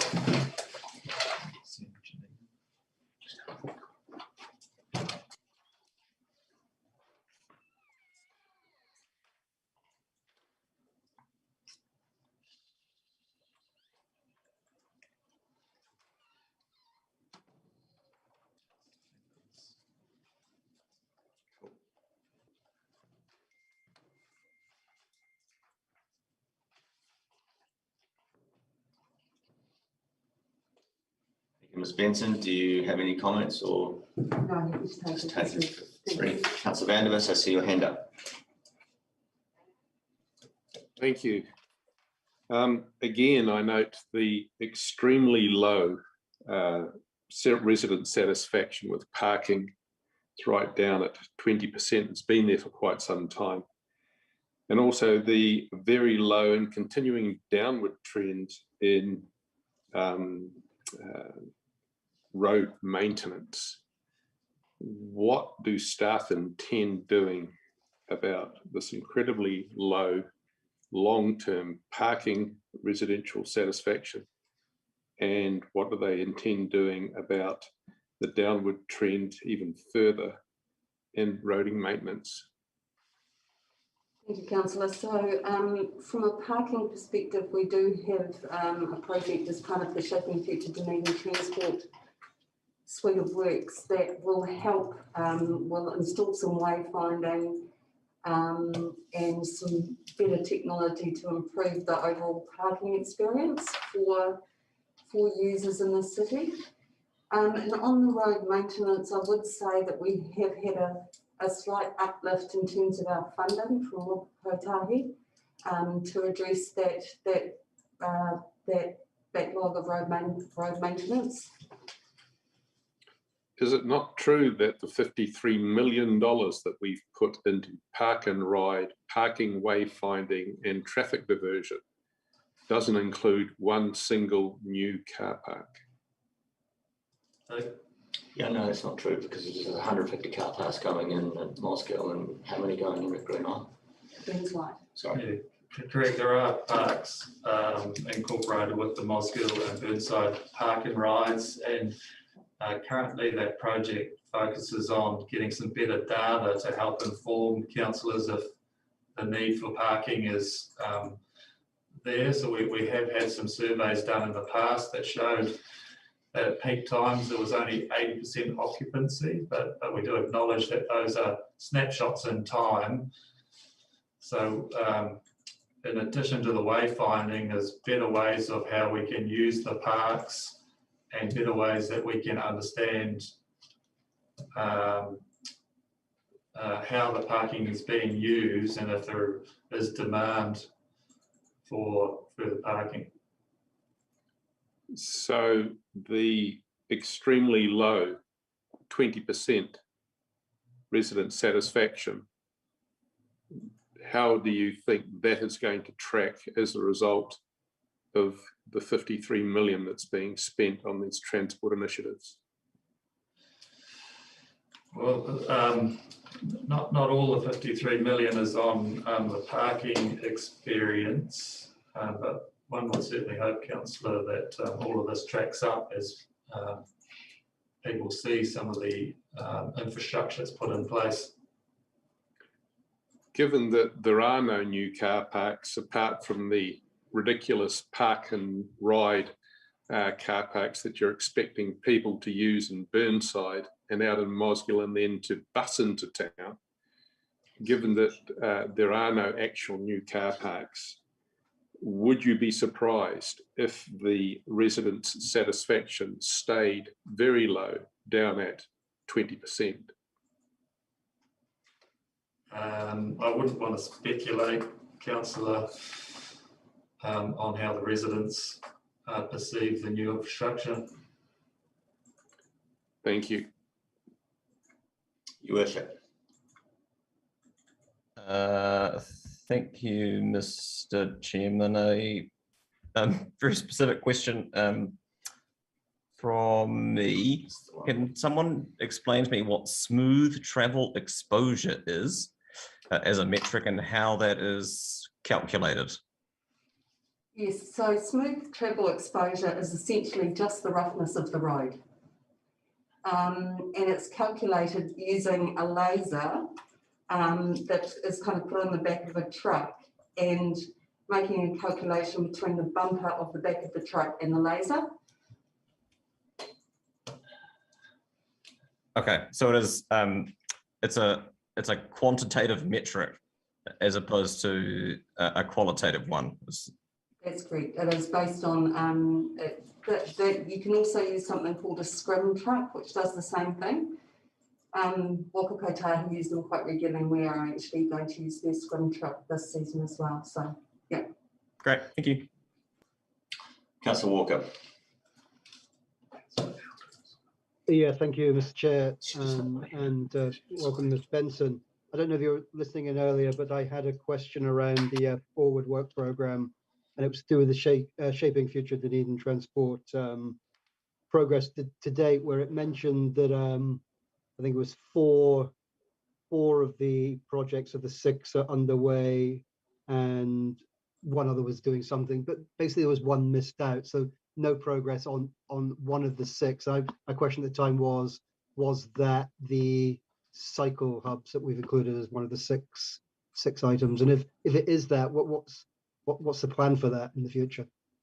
So, Councillor, it's not that it's not being progressed, it's just I reported on what happened in the last quarter, specifically around Albany, Princess Street and the finalisation of the Harbour Arterial.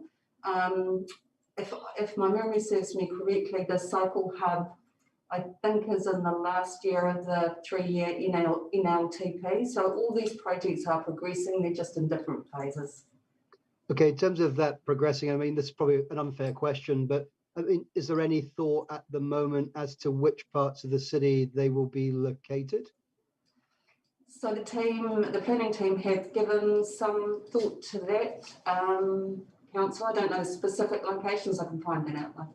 Okay, thank you. I also have a question around, we're moving right on to page 85, and it's about the cycle pedestrian safety and the decals that went down on the shared path. I guess as somebody who uses that pretty much every day, and what has the feedback been, if you've had any at all, on those decals? I certainly have my own opinion about them, but any feedback? So we haven't had a huge amount of feedback, but the small feedback that we've had, Councillor Walker, has been positive. Great, awesome, thank you. Councillor Hurleham. Excellent, thank you, Chair. I'm just looking through with this report. Are you happy with the results of the? Obviously, it always sort of varies, but there does seem to be a lot of areas where the satisfaction or targets are not being met. Is that more than normal, or would you say it's about average? I mean, some of these items are, you know, regularly people are unhappy with them, like parking. Nobody's happy with parking, but there certainly seems to be a lot more. Would you say there's more this time, or is it about normal? I think this time, Councillor, in some areas it might have gone up 1% or down 1%, but it is about normal. And I would have to say no. Obviously, those results are something that I need to look at. Right. Yeah. But there are obviously some positives, which is great. Where it's got, I think this is quite a good point around the number of electric vehicles plug-in. Because they're increasing, but we don't see, are we increasing because I've looked around and thought, because I'm, as everyone, probably thinking of hybrids or electric full EVs for a car alternative, are we adding more places to be able to charge those up? Because there doesn't seem to be a lot at present around our city. Councillor, we are working with providers of charging stations to see where they can be placed across the cities. Oh, that's great. So the hope is that they'll be increased. If those providers see that as a good proposition, yes. Right, because otherwise, if we've got a whole, we're trying to encourage more people to have electric, or the government is, I suppose, in general. And if that isn't the case, then it makes it difficult for them to use them. So my other question is around, might have to get off the dog, might be going to take off. With the, I've got here a note around the street lights, the footpath, the parking, the footpath, condition of the footpath, that comes up regularly as well and is an issue for people with disability. And certainly I'm now more aware of for people with visual impairment. Do we have people who do an audit on that from a disability point of view, and how often does that happen? Yes, we do. We've just completed an audit of that, and I do believe that it has been done in the past as well. And what happens is that the results of that get added into the forward work program. So, for example, if we're going around renewing a footpath, we're adding in drop curbs and making them more accessible for people. Thank you. That's great. I think Councillor Elder will be able to affirm that does go back to the Disability Issues Advisory Group as well. Yeah. Yeah, she's nodding. And I just wanted to clarify something, because Councillor Houlihan said the number of electric vehicles was going up, but I think graph 11 indicates they're in fact going down. Is that it? Well, even the 2021 is lower than the 2019, and it says that we're not meeting our target of electric vehicle growth. Thank you. Councillor Gary. Oh, by the way, I can see all your hands. So if you have your hand up and don't need it up, you can pick it down again. Thank you, Councillor Gary. Thank you, Mr. Chair. Yes, I was going to ask about the EVs in terms of supply. There was some talk in the media a little while ago about supply issues. Are we seeing any of that reflected in figures? Oh, I don't think that I can answer that, Councillor. I can certainly ask. That's okay, thank you. And regarding item 25, Peninsula Connection, 2 questions around that. Do we have, and I understand COVID will affect this, but our projected completion date for sections 5 and 9, would you have that to hand, Ms. Benson? I think it won't be the end of this financial year, but it will be the end of next financial year, Councillor Gary. Excellent. And finally, I wondered if, and thank you, Mr. Drew, for following up on that item for consideration by the chair that I raised last ISCOM meeting, which was around the updated cost of the final section of the Peninsula Connection, which has now gone from 15 million to 20 million, which would not be unexpected given times past. But can you unpick that increase for me? Is it around more detailed plans? Is it around time having passed? What would you put that down to? It's a combination of all of those, Councillor. Time, some more detailed plans. There's some really complex sections just out of Portobello that we now know a little bit more about, and they're just being cost escalations in general. And also that figure includes a more robust contingency number than we've done in the past. So previously we just added on a percentage. Now we are doing what the trade call a Monte Carlo analysis that considers all the kind of risks that could eventuate the likelihood to give a more robust contingency number. Excellent. And finally, is it still your contention that this particular section would still not qualify for Waka Kotahi subsidy, which of course is going down by 1% every year anyway? No, I wouldn't say that. I'd say it would be unlikely to make it up the priority list in the current NLTP. Mm-hmm. But that's not to say the government priorities will change in the future and for it to become more likely. Because it was the case, was it not, that it was dropped from the business case for the rest of the sections because it didn't kind of meet the threshold? It was going to make a weaker business case. Am I correct in remembering that? Yeah, it had a lower benefit cost ratio because of the the volume, I guess, of people further past Portobello. Excellent. Thank you for your answer. Just before we move on to Councillor Elder, I'm just going to ask another question about that, and that was put up for the Shovel Ready program, correct? Correct. How much money did Dunedin get from the Shovel Ready program? I don't think we've got any, if my memory serves me correctly. Zero. I believe it was zero, wasn't it? Yeah. Okay. Thanks. Councillor Elder.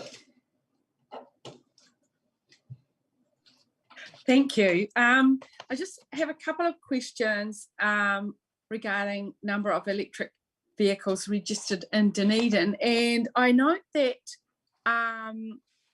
hybrid vehicles are actually increasing in number. And is there any tracking of hybrid vehicles? Because I know, for example, the Toyota Prius has a hybrid, and there are a number of taxi drivers who use those. And I was just wondering, is there tracking of hybrids? Because in fact, they're highly efficient. So Councillor Elder, the hybrids are included in that number.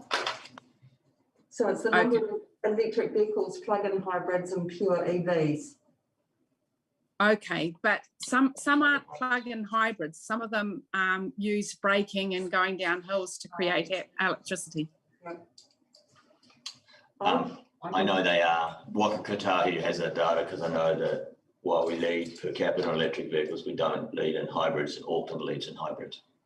Okay, it was just a question. And the other question was just unrelated to Carmen's question was, with the electricity providers, are they going, I know I go and visit Pack and Save and the warehouse just down the road, and both of them have charging stations, fast charging stations.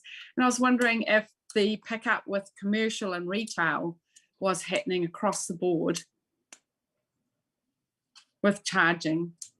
With charging stations? Yeah.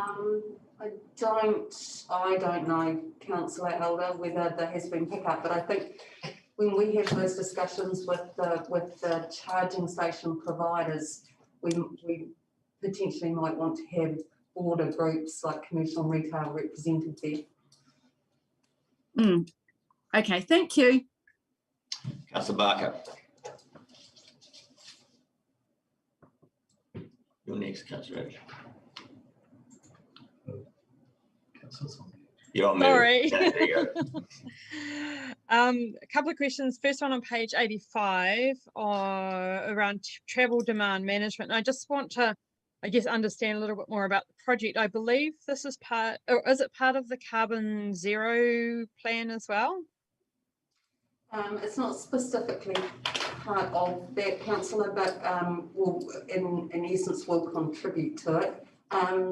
But so the travel demand management piece of work is ourselves, Southern DHB, and the Otago University, looking at different ways for people who work in those organisations to get to and from work, and you know, what can encourage them to mode shift. Thanks, that's a great answer, because that led on to my next question. That's great to know that it's more Dunedin-wide than just the DCC.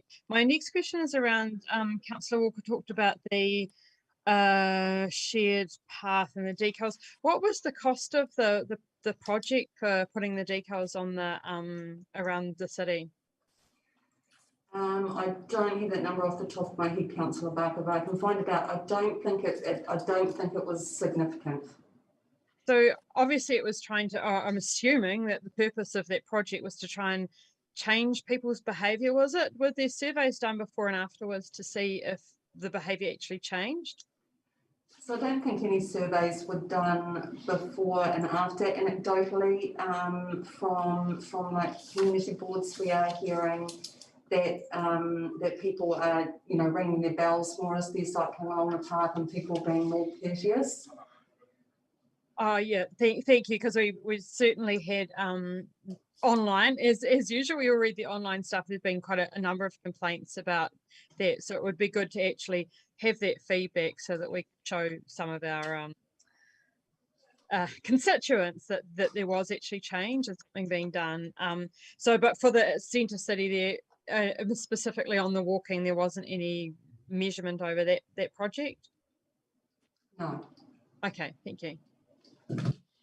Raj. Yeah. On page 77, the streetlights. Do you have any idea why people are dissatisfied with streetlights? Because we have a whole new network now of LED lights, which enable night sky viewing to be much enhanced. Plus, simultaneously, the increase in illumination levels, as reported, is also enhanced. So I'm surprised that people are dissatisfied with street lighting. Do we have any other why? Yeah, so I can't second guess that, Councillor Redditch, but I think maybe it would be interesting to see it in another year's time to see if this is just a function of change and people are getting used to it. Okay. Do we have any? Well, similarly, we have quite low satisfaction with the condition of footpaths, but there's no graph in the transport section, unlike the Three Water section, about a report from CSA.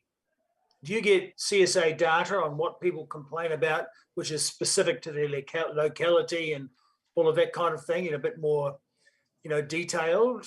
Do you get detailed data on what people are actually complaining about, as opposed to the ROS survey, which is a general overview of the city? Yeah. So if you have a look under the level of service, the network is maintained in a responsive manner. So it's a percentage of service requests relating to roads and footpaths which are responded to within 5 working days. That's CSA data. Yes, it does sound a bit muffled, unfortunately, hard to hear.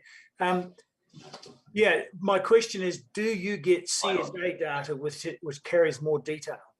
Sorry, Councillor, would you repeat that for me? Do you get CSA data? So in other words, the data from, the call centre, which is lists and details specific ratepayer resident complaints about items of your concern, namely streetlights and footpaths and roadways. So do you get the detailed data from there in order to Yes, we do. instigate repairs? Okay. What Ms. Spencer was trying to say before is graph 10 tries to summarise some of that data, but in behind that we have a lot more detailed data about where the requests come from, what they're about. So we can break it down to, is it a vegetation request? Is it a road condition request? Okay, so you're saying the service response to requests is good, 82%, right? It's certainly better than it was last time, Councillor Redditch. Yes, well, it's noticeably improved. Thank you. So finally, the satisfaction with footpaths is a bit low. Is that directly related to the fact that the percentage of sealed road resurfaced annually now is quite low, 4.7% versus the target of 6%, and it has been for some time? Yeah, so we're working really hard to make sure that we do hit that 6% every year, and it's typically done in the summer months. And potentially there is a correlation between the level of satisfaction and that resealing. Yes, I mean, it looks like it hasn't been hit, well, certainly in the last 3 years, 5 or less.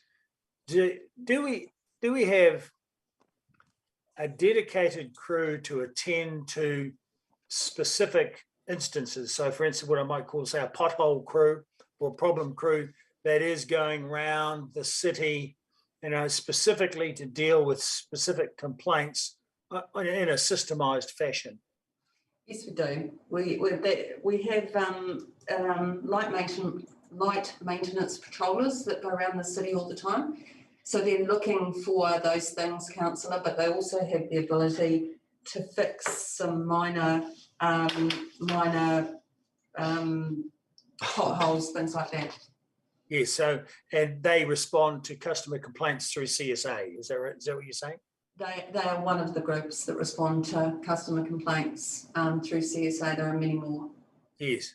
So when a person complains through CSA and then the crew goes out and fixes that problem, is that repair reported back to the person who complained?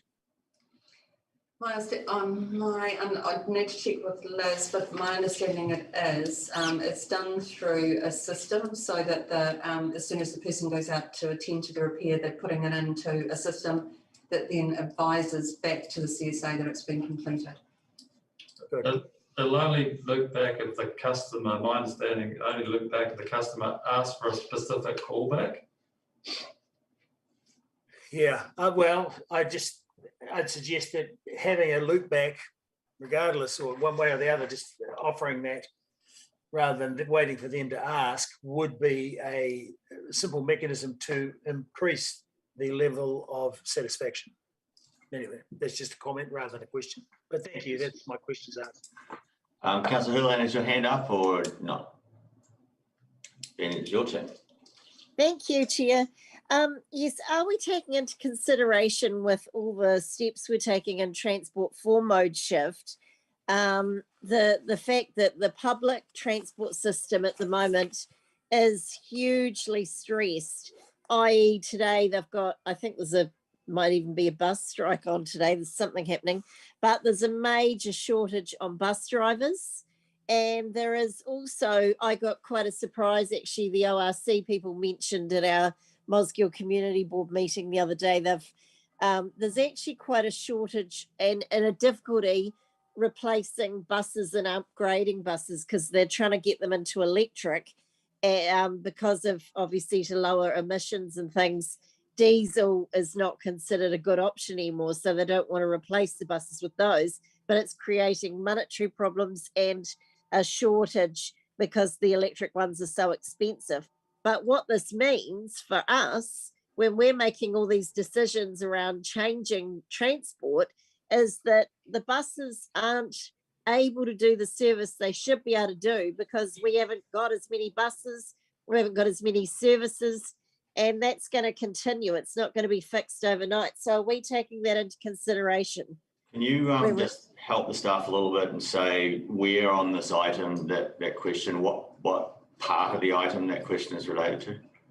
Sure. Where we've got, it talks about the different times for public transport, the different times for, so on page 75, for example, it's talking about the buses and also it's been raised by some other speakers as well. I think Councillor Barkis, correct me if I'm wrong, but I think that's okay. I just wanted to direct Ms. Benson to the correct point. Mode shift.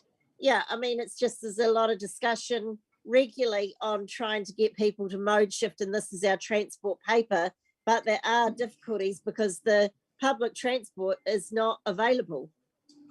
So we work really closely with the Otago Regional Council to make sure that that whatever we're doing is kind of dovetailing into what they do in an integrated way. So, for example, if I look at the Mosgiel Park and Ride, that kind of links in with the express service from Mosgiel, which kind of links into the Tunnels Trail, which links into the Princess Street work, getting buses prioritised through to the city. So we definitely do try and work hand in hand with the ORC on those types of things.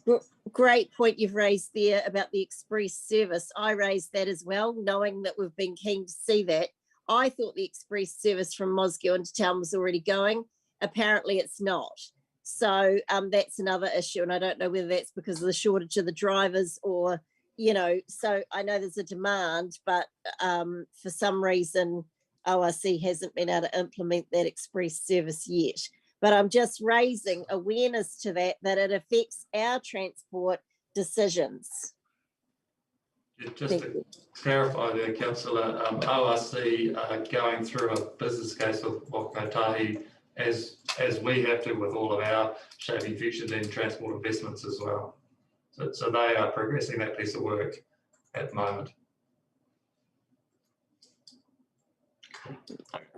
Councillor White. Thank you. I would like to reference point 8, where we talk about the year-to-date numbers on the traffic counters or cycle counters recorded on average 2,252 daily movements. Can I ask, if someone was going to ride their bike from McAndrew Bay to the university, would they be multiply counted, like for 6 times each counter they passed, or is that unique riders? I'd need to check that, Councillor Wally, but I think that's just the count at the counter. So potentially, if you're coming from McAndrew Bay and you're going over the water of Leith 1, I think you'll probably be counted twice, but I'll double check that.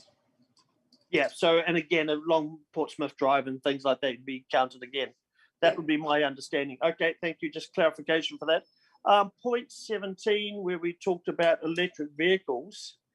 I just wanted to get clarification, and my take on it is that the fact of the government subsidy has obviously had quite an effect in that area. But at one point, there is a year-to-date of 150 electric vehicles, plug-in hybrids and EVs, including heavy vehicles.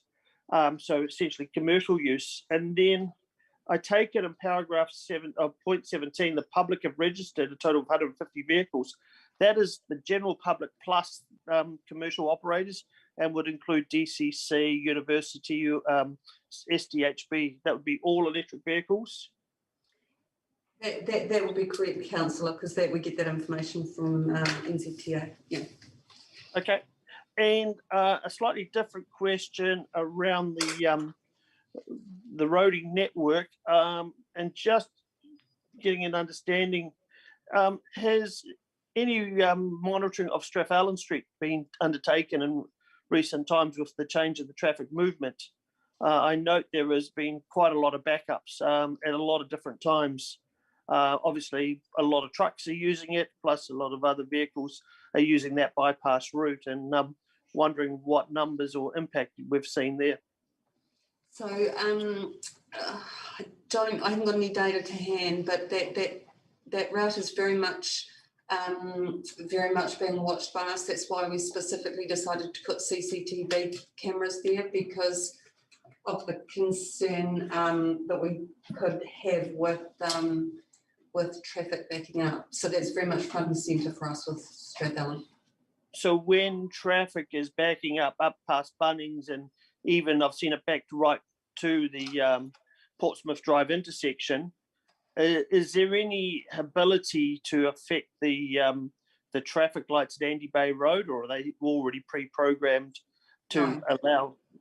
We can Blair can jump in, and Blair and also this CTOC in Wellington can jump in and change phasing. Quite regularly, Blair will do that to let fire trucks through. Okay, that's good to know. Appreciate it. Thank you. Worship. Thank you, Mr. Chairman. Just a couple of things from me. There have been a number of questions asked by councillors around the residents' opinion survey results as they relate to public perception or public satisfaction, and questions have been asked of staff to try and interpret why some of those results have happened or correlate them to other metrics. But as the blanket answer for all of those questions, really, we don't know. Correct. Thank you. And just a question in response to Councillor Raddick's point earlier around what happens with service requests. Is there not a piece of work being undertaken by Ms. Austin and her team, and questions can be asked of her this afternoon, which is now, I note, around that, exactly that closing the loop on CSA requests? Yeah, that's correct. There are multiple work fronts trying to improve customer feedback. Thank you. Okay, and yes, I acknowledge too that it's getting on to 1 o'clock. Just one question on the City to Waterfront Bridge connection. What year in the long-term plan is that funded? I think we've pushed it. It's certainly not in this NLTP, so it's pushed. I think it's pushed at the current and long-term plan. It's sitting, I think, 25-26, but I'll double check that up. Okay. But the planning work will start before then. Okay, the planning work start with the idea of construction starting 25-26, if all goes well. Cool, thank you. Any more questions? Okay, we've got to the end of this very large item. I'm going to move then the committee notes and the update reports of the reserves and recreational facilities, waste management, property, three waters and transport activities. So I have a second, Councillor Radich. Speakers, Councillor Lord, your hand is up. Yes, thank you. Yeah, look, I just wanted to comment that I thought this was a pretty good report by and by. There's some areas we've got room for improvement. I just had one wee concern, and that was that we read too much into the reduction of solid waste. I think it's as staff did indicate, it's a very hard metric to know exactly, but I think in view of the fact that a lot of the waste in the city we know is picked up by private contractors, and we know it is going to other landfills, either within or without the city, but I believe that we just need to be mindful of that. I also think another possibility is that the new landfill charges where things are going over now. I actually bought I've contributed to the problem in a negative way because I bought a property outside the city, but I took a pile of rubbish away from that body, and as I took it to the tip, similar loads were costing me nearly $100 last year, and this year I just got paid, last Sunday I got charged $30 for a ute load of rubbish that was extremely large, and you know, I'm pretty sure I would have paid double that last year. So I think there was negatives and positives in that. And certainly when I paid the $100 last year, I didn't think it was over the top. So it just seems extremely cheap charging via the weighbridge. The other thing I just wanted to shout out, and I already did them my questions, but the Bocata property, I had a resident contact me about an issue, and it was just dealt absolutely within an hour or so. And I just thought that was awesome the way that was done. And when I spoke to that resident, she said, "Oh, I just have such a good relationship with the lady that I deal with in there," which was Sharon. She said, "Just unbelievably good." So I just want to comment them, and happy to support this. Councillor Gary. Thank you, Mr. Chair. And there's an awful lot in this report. Thank you to staff for that material. I want to comment on a couple of things. In passing, the changing places toilet, and great to see progress on that for our disability community. But I want to spend my debate time in relation to item 25, the Peninsula connection. It's been 20 years since that project began, and we still have one section, as we know, that the completion section that is yet unfunded. And we've seen that updated cost has gone from 15 million to 20 million, and will only increase the longer that it is left. And as the rest of the sections are completed and the other side of the harbour is completed, the priority of this particular project, completing it for the local communities and for the wider city, to complete this near marathon length walking, cycling area and those safety improvements, it just becomes greater. So what I would ask in my debate, taking the opportunity to ask His Worship and the Chair of ISCOM, that when Minister Michael Woods visits the city in April, that we include a visit to this project, and Councillor O'Malley will remember the impact of a visit when we had Julian Genter, Minister Genter here, the Associate Minister for Transport here some time ago, that actually seeing is believing. And it was a truly shovel-ready project, top of our priority list, which did not make the grade. But we need support from central government to get some money for this project to complete it. And I know that both His Worship and the Chair of Infrastructure Services will be mindful of that. It is a project that has had very strong and consistent support around this table and within the community, and we need to keep up the efforts to secure funding for it. Thank you. Councillor Houlihan. Thank you. Yes, I'd agree with Councillor Gary there. I hope we get extra funding. And I mean, you can't start something and not finish it. I think we need that funding. So here's hoping the Minister hears our cries for help for that. What I'd like to say about this report is that sadly, some of it I feel is a bit like Groundhog Day, that I've seen this report when we get these KPIs come back. I don't know whether you call them KPIs, but for the public, they are the KPIs they're giving us back as to how they feel we're doing with our job, how's council doing. And yes, the mayor has said there's nothing staff don't know why these things aren't happening. Well, I actually dispute that, because what we can do, it gives us good feedback, like any business or any organization. If you get feedback that the people who are using your services don't like it, you need to ask questions to find out why they don't like it. What is the reason? And once you know that, you can then work around fixing it. And certainly looking in transport, I mean, no, this is nothing personal to our transport manager, who's a fabulous person. But, you know, we've got almost most of the points there are highlighted in red, which means people are not satisfied with the service. We've got footpaths, we've got parking, we've got street lights. Now, I know people complain and say, oh, we go on about parking all the time, but it's because the public go on about it. And I feel like it's Groundhog Day, because every time we get this report, we have the same things that don't meet the expectations of the public. And do we just sit here and go, oh, okay, we note that, yes, carry on? And every time I say the same thing, and some of the other councillors say exactly the same thing every time. And it seems to be exactly the same every time we get this report back. We need to look and address some of these things, and at least let people know, the public know, we've heard them, we've acknowledged their concerns, and we're going to try to do something about it.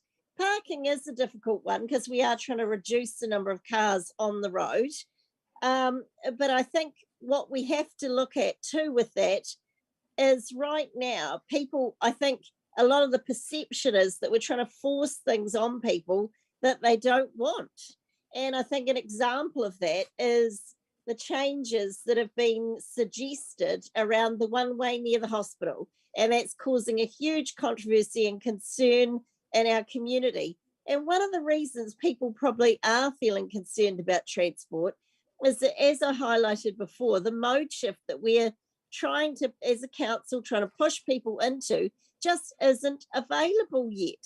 ORC and other organisations, I mean, they're trying to do their best, I realise, but their services are not up to standard to what, you know, for anyone using those public transports. And it's often situations out of their control, like no drivers or lack of drivers, and the change to the diesel from, you know, so that's an issue. The other area I feel has come up in this report, not in the transport, but in another area and part of this, is around waste. And a lot of those answers we had today, and this is also a bit of a Groundhog Day, we get this quite often when these papers come up, a question is asked and the staff don't know the answer to that, or we're not sure, or we haven't started that, or we're working on it. What I would say is 2030 is knocking on our door. We had a goal as a council to set zero carbon emissions by 2030. And for something like that, to continually get answers around transport and waste, which are two of the larger areas of emitters, that we don't know the answers. And to only be talking to EV people now about having charging stations in our city, sorry, but I don't think that's good enough. And I think we can do better. Councillor Barker.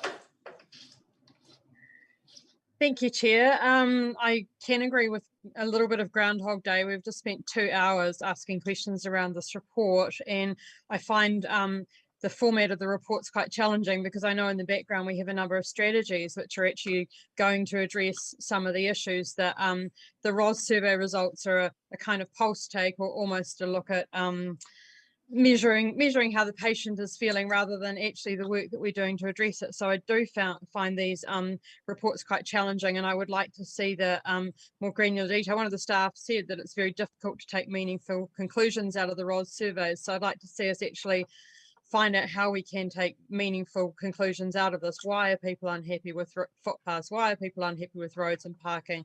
Is it around our communication, that we're not communicating the projects that we're doing and the outcomes that we're looking at? Also, Councillor Houlihan brought up charging stations for EVs, and as an EV owner, I'm quite interested in this, but I do know that there have been a number of talks going on with the providers of those stations, and also that many have been put in, so that's a positive thing to go forward. The other thing that Councillor Houlihan talked about was the waste management, and we do have our waste management minimisation plan 2020, and I keep asking the same questions and getting the same answers as Councillor Houlihan referred to. And we know here that we have got the number of businesses very passionate about waste minimisation, and they do talk to me about how can they get involved. We have a number of people who are very passionate about waste minimisation, and it saddens me that we've got 16 performance indicators in our waste minimisation plan, and I can't see a strategy for engagement. We were told today that their work with businesses has yet to start, and that kind of breaks my heart. This is stuff that we need to get on with. Yeah, I'm aware of the time. I'd just like to have made those points about a waste minimisation strategy that I too feel quite passionately about, and the scope of the reports. These are huge to read, and obviously Groundhog Day for a lot of us as well. Your Worship. Yeah, thank you, Mr. Chairman. And Groundhog Day is an appropriate metaphor, but perhaps not for the reasons Councillor Houlihan thinks it is. Every time we are presented with these activity reports, the same questions are asked of the residents' opinion survey, or the levels of service, or the metrics that we use to measure performance or satisfaction. And again, the answer is the same as it has been every other time this has been raised over the last period, and that as councillors are aware, there is a significant piece of work going on to integrate and review the strategic framework, which will feed into more useful levels of service and more appropriate performance metrics for those levels of service. And that work is big, and it is ongoing, and it always surprises me that seems to be a surprise to some in this forum, because I think Councillor Raddick was tantalisingly close to getting the point earlier in questions, noting the disconnect that can exist between a perception measure and a quantitative metric. And I look to, just as one example, what we have here in terms of the performance of the stormwater network. 47% of people are satisfied with our stormwater network, and yet on all of the quantitative metrics we are achieving the standards that are set out for us. And we don't know why people have that perception of the stormwater system, but it certainly seems to me that we would focus on where there are quantitative measures, to focus on those. And unfortunately, in many places we don't have them, and that is the work that is currently being undertaken. And because there are any number of drivers of public perception, good or bad, not least of which are elected members banging the same drum and ignoring the empirical evidence that has been presented to us to tell people that problems exist, and that isn't necessarily that helpful when it comes to trying to address them. So thanks for the report. I think this is a really useful way of setting out the various activities that are happening within infrastructure and against the metrics as they currently stand, acknowledging, as we all have, that they are deficient and require work, which is thankfully ongoing. Thanks. Thank you, Worship. Anyone else wish to speak? I've managed to do it again in this meeting, and twice in a row I forgot to open up with my own speech. And so I'll be doing my right of reply as I start. My commentary on this item is back as it was, same as it was last time, and I know that these are long meetings and I tend to drive right through them. But this, in my opinion, is an item that's too big to be held as a single item, and I really am sending feedback that I would like each of the activity reports of each of the departments broken into separate items so we can talk to them appropriately, because frankly, who can remember the waste management presentation? It was over an hour and a half ago. It was an hour ago. So I will start going through it. Looking at waste managements, I just want to say that the use of volumes per capita is clearly missing a whole heap of information. To say that we're meeting our targets, I think would be, I think a bit of a stretch there. And then again, the old chestnuts have all been brought up over and over and over again. We don't have regulation over the control of the other landfills in the city, and that's the ORC. And I would argue that in fact they have not really used their enforcing powers appropriately to assist us in what our objectives are. Clay being charged now to be used as fill, MFE, I really do hope that comes to a reasonable resolution, because we're actually otherwise looking at being charged to bring in a product that we're actually using as an actual product in proper maintenance of the landfill. I want to catch though on Councillor Barker's commentary around the waste minimisation plan. We don't need a refresh of our strategies to look at a plan that is only 3 years old, not even 3 years old. And it has in it measurables, and I would like to see those measurables starting to appear in these activity reports, because targeting our goals and objectives is in fact what we're supposed to be looking at here. We have a tendency to get down into the rats and mice and into the weeds, but we do have to keep on top of the stuff that is the larger and strategic objectives. And certainly in waste minimisation, I feel that we're not reporting on it properly back to this committee in terms of our objectives moving forward. Three Waters, I think it's been touched on a number of times, the ROS versus performance standards. There's a massive gap there. Performance standards are measured, and then how can you end up with 47% being satisfied with the stormwater system when it's clearly working? And therefore we're obviously asking questions in the ROS that are getting answers, but we don't know why we're getting those answers. So we need to go back and look at that carefully. We can't ignore the ROS. But I don't necessarily think that when you're getting performance standards like that, that we then use the residency survey as the starting point for the discussion. Private stormwater renewals, or the ownership of the private stormwater system, is a large consideration for the future of our Three Waters costs, regardless of whether it stays with us or goes to the new entity. So I would like to see reference to that as we're coming through on the reports going into the future, because I do believe, strategically speaking, that's important. Transport parking seems to be the old proverbial that comes up over and over again. I would argue that no one is ever going to say that they're happy with parking in the centre of the city unless we basically put so many parks in the centre of the city we have no space for anything else. It is a situation where you have a set of competing demands, and you cannot make everybody happy. So I never expect the parking satisfaction to go much above where it sits right now.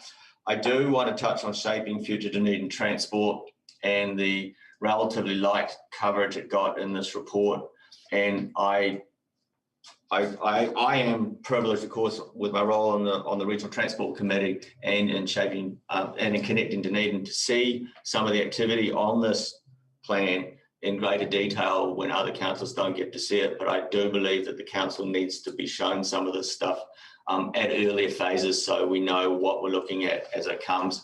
Because I do remember that I asked a number of councillors after our meeting before the Mayor wrote his letter to Waka Kotahi, how much of that was new to you? And they basically came back and said almost all of it was new to them in the level of detail that they had seen. So I think that while we're trying to achieve something here, and it's about making sure our focus is at the correct level, at the strategic level, we have some very big projects where the overlap of strategy and operations exists, and we need to be able to see those projects as they emerge not just see them at the end as they've come out in a fairly unmodifiable form at the end.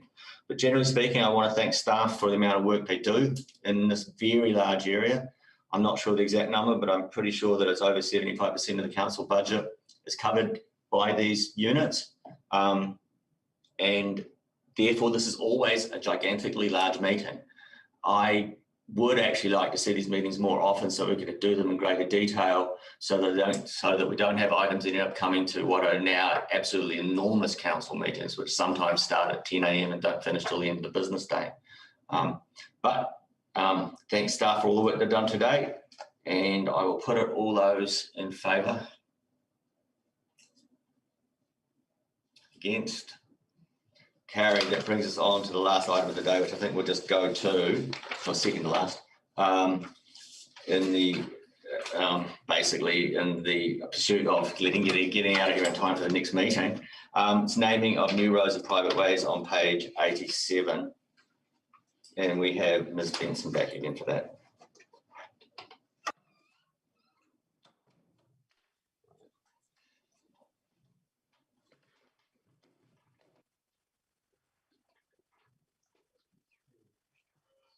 Okay. I think it's fairly straightforward, so we'll just go straight to questions. Happy to move when you're ready. I said yes, no, just comments more than questions. Councillor Gary.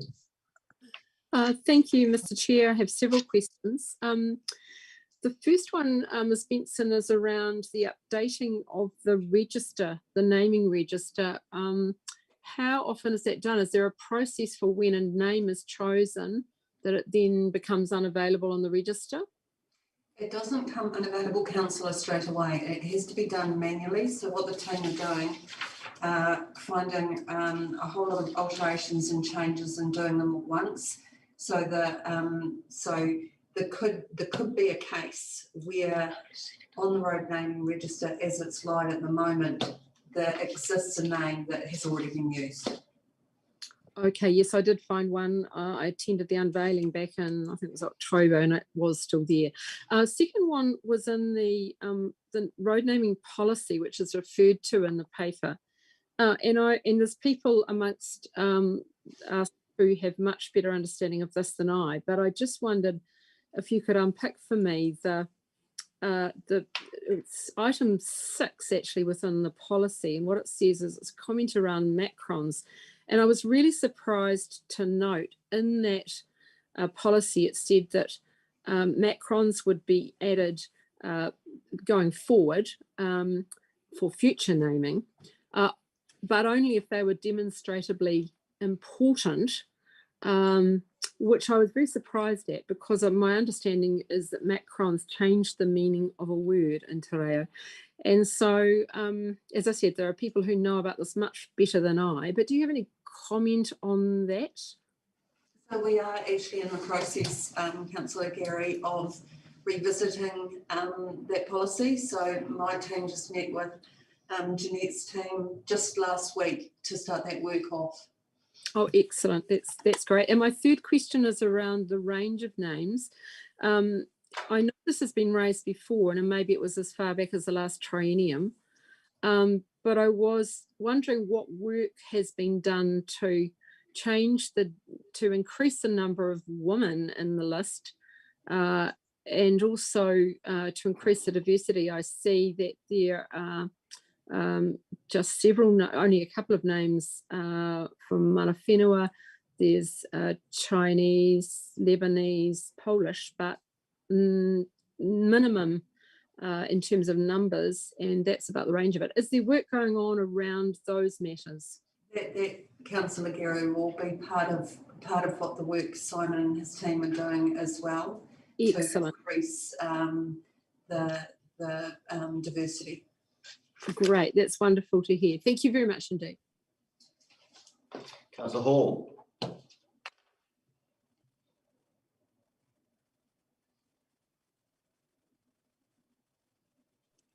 Yeah, I'm quite happy to second it.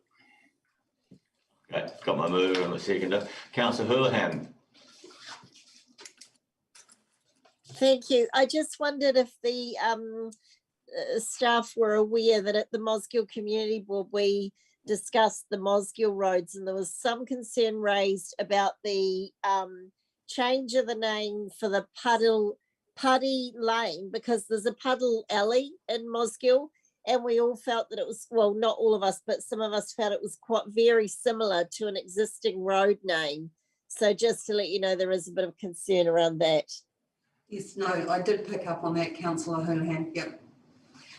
Thank you. Any more questions?